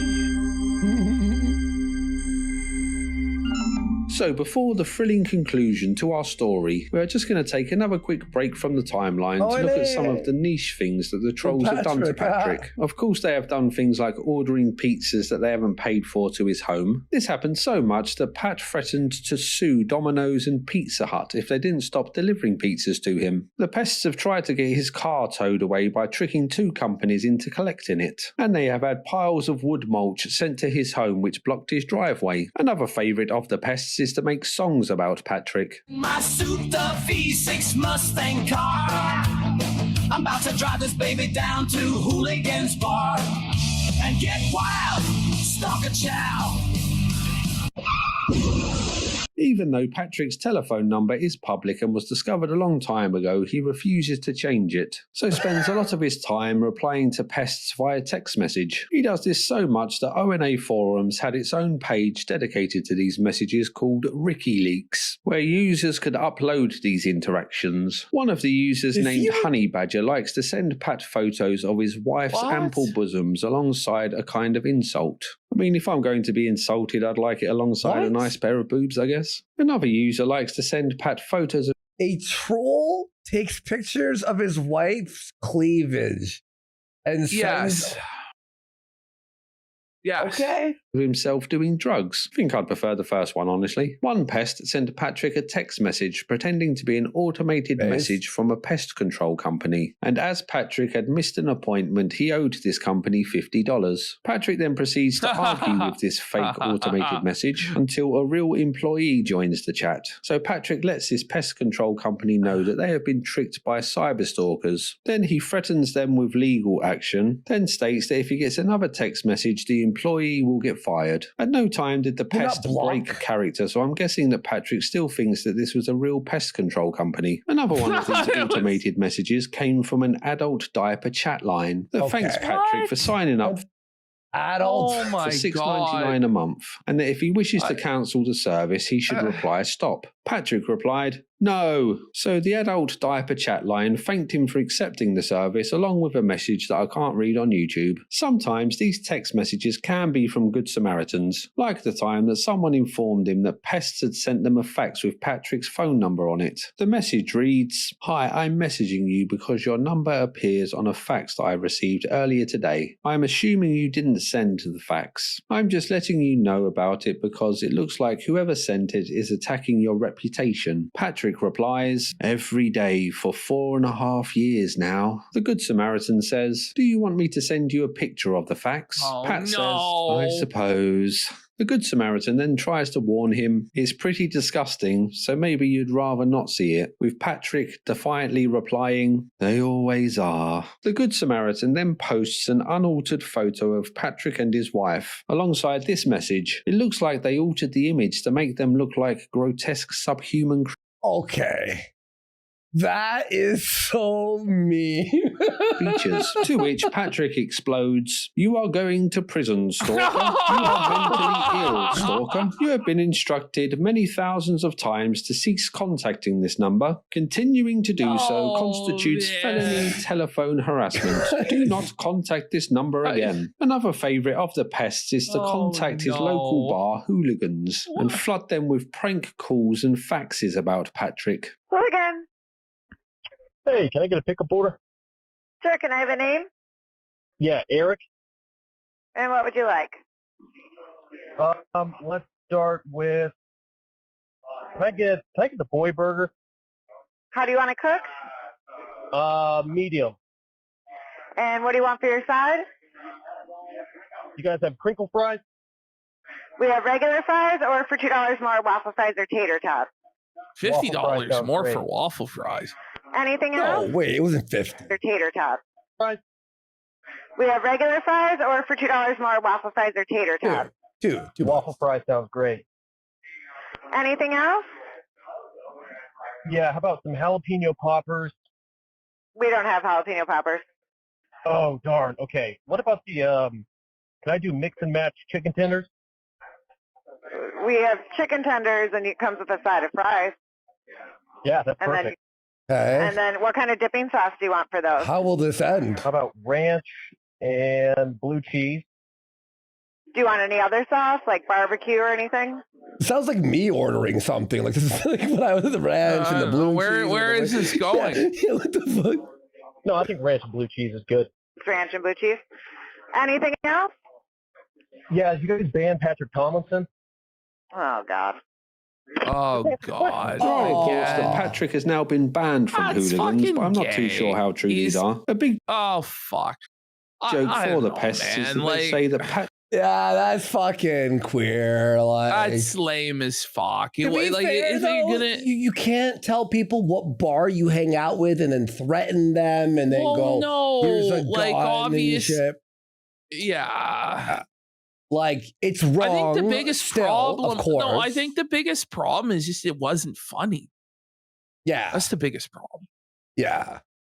Patrick's wife likes to have a black man named Tyrone fart inside her and you're private bugging part. people who work there. It's sort of like, I have no idea why this is or where it came from, but it's a very common joke among the pests. Moving swiftly on, Patrick will always reply to the trolls no matter where he is or what he's doing. One time he was at a sci-fi convention and a pest pretending to be Patrick listed his grill for free pickup on a website called Nextdoor. Somehow Pat found out about this and started to tell the troll that he hopes that he enjoys prison, then proceeded to comment on the post that this was actually a cyber stalker impersonating him. Then the impersonator commented that the real Patrick was actually impersonating him, and that anyone viewing this should block and report Pat. This, of course, was like a red rag to a bull, so the real Patrick unleashed his ultimate weapon, the thing that would finally end this trolling once and for all. He told the pest that he would be spending the rest of his life in prison. So the impersonator claimed that Patrick was a member of a gang of criminal cyberstalkers that were harassing him, and that impersonation, along with threatening people with prison, is a common tactic that they use. Patrick, incensed by this, wrote a long reply on this website for a few random strangers to read, detailing how the impersonation account is run by criminal cyberstalkers who are trying to trick them into committing a crime. Then other trolls joined and started to comment, claiming that they had gone to pick up this grill, but were threatened by the owner of the property. They weren't angry, just confused why Patrick would waste their time like this. On a side note, the grill was also listed on Craigslist, which did trick someone into trying to take the grill, with the collector messaging the troll to say that the grill had a big sign on it telling no one to take it, and the pest reassuring the man that the sign was just there to inform other people that it was reserved for him. While all this was going on... my god!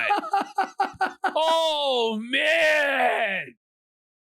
Pat was also getting trolled at the sci-fi convention, with pests taking secret photos of him and calling pizzas to the room that he was giving his speech in. The last thing on this topic I'll mention is that given how much Patrick tweets, you would expect him to make a few mistakes. It happens to all of us every now and again. Sometimes we'll write the wrong word or misspell something, but when Patrick does this, it turns into a meme that will haunt his very existence for years afterwards. Like the time that he wrote, "Wasn't convicted of anything, stalker. Yum and Koki your future. Enjoy prison." Yum and Koki was then used by the pests as an in-joke for many years afterwards, and much fun was had by all, except Patrick. Hey Pat, it's Roger Stone.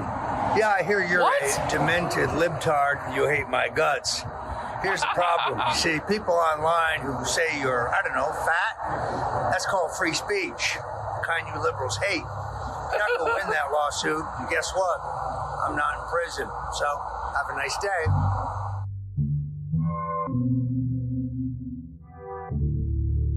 All right, guys, home stretch here.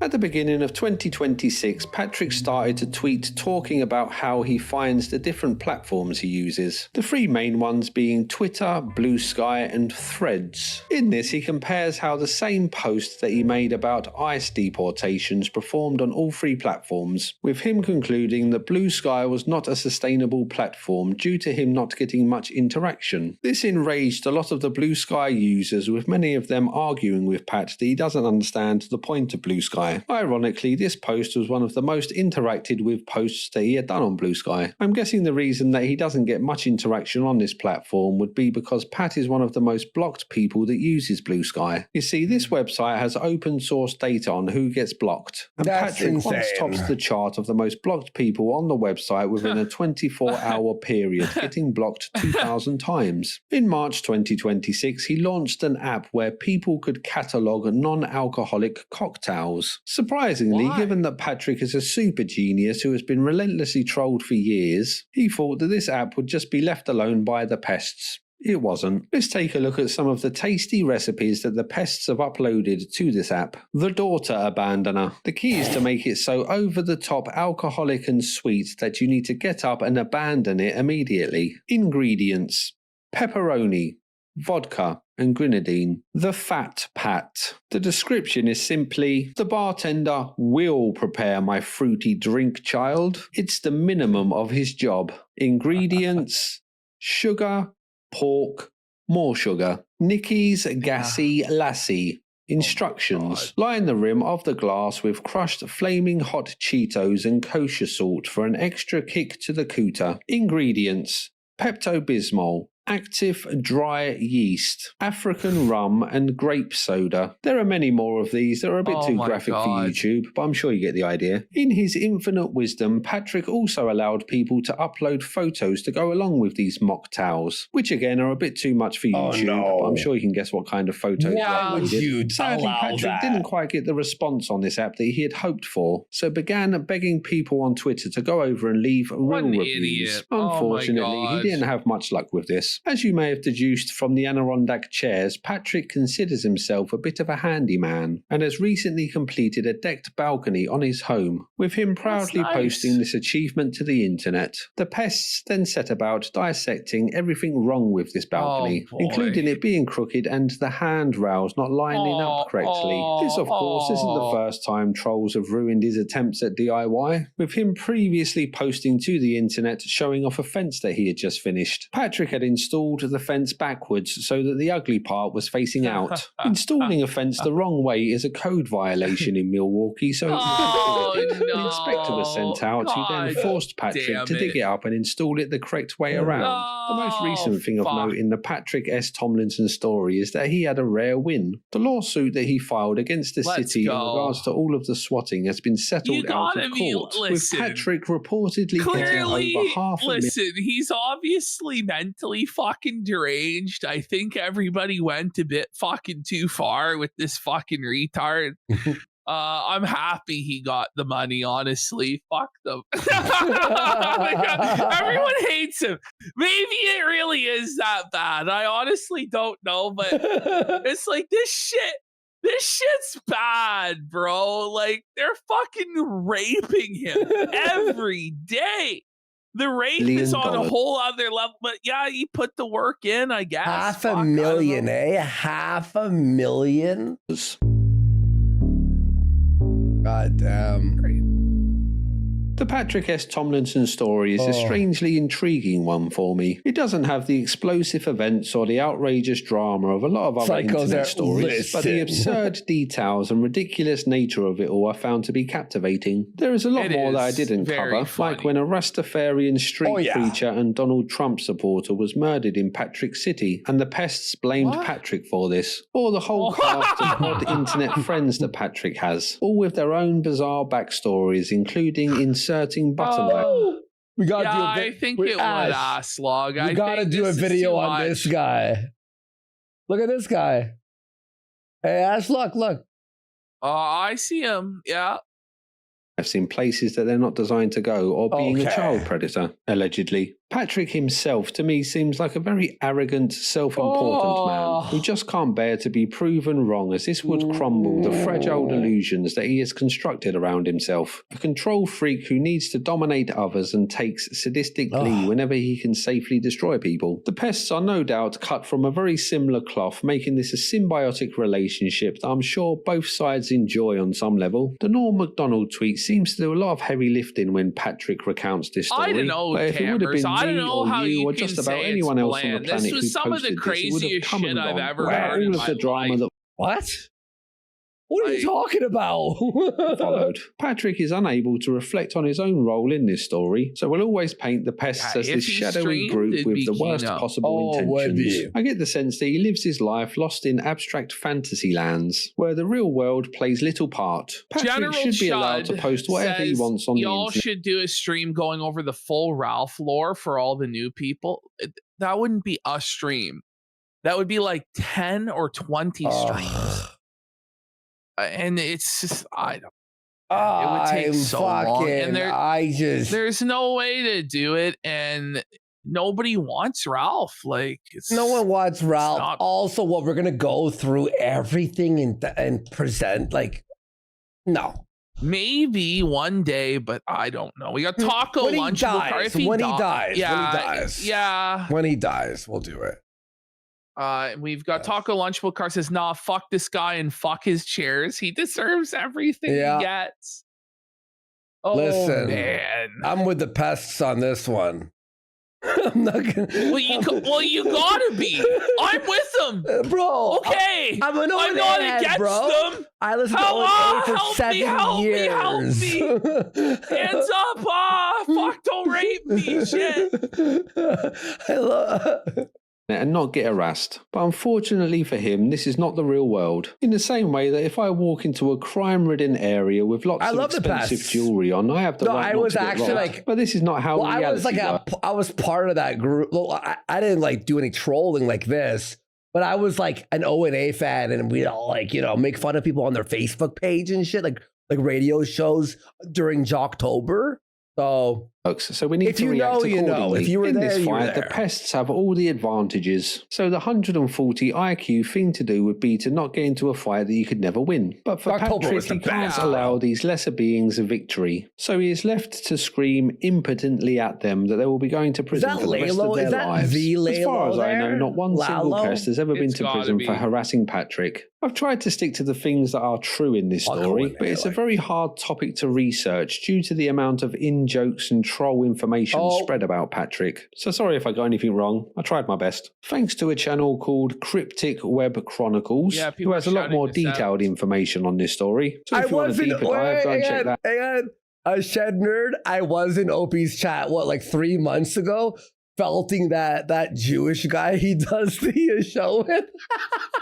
Telling Opie to fire him. Streams, yeah, to 10 people, and I was. I was convincing Opie to fire his co-host. Live streamers.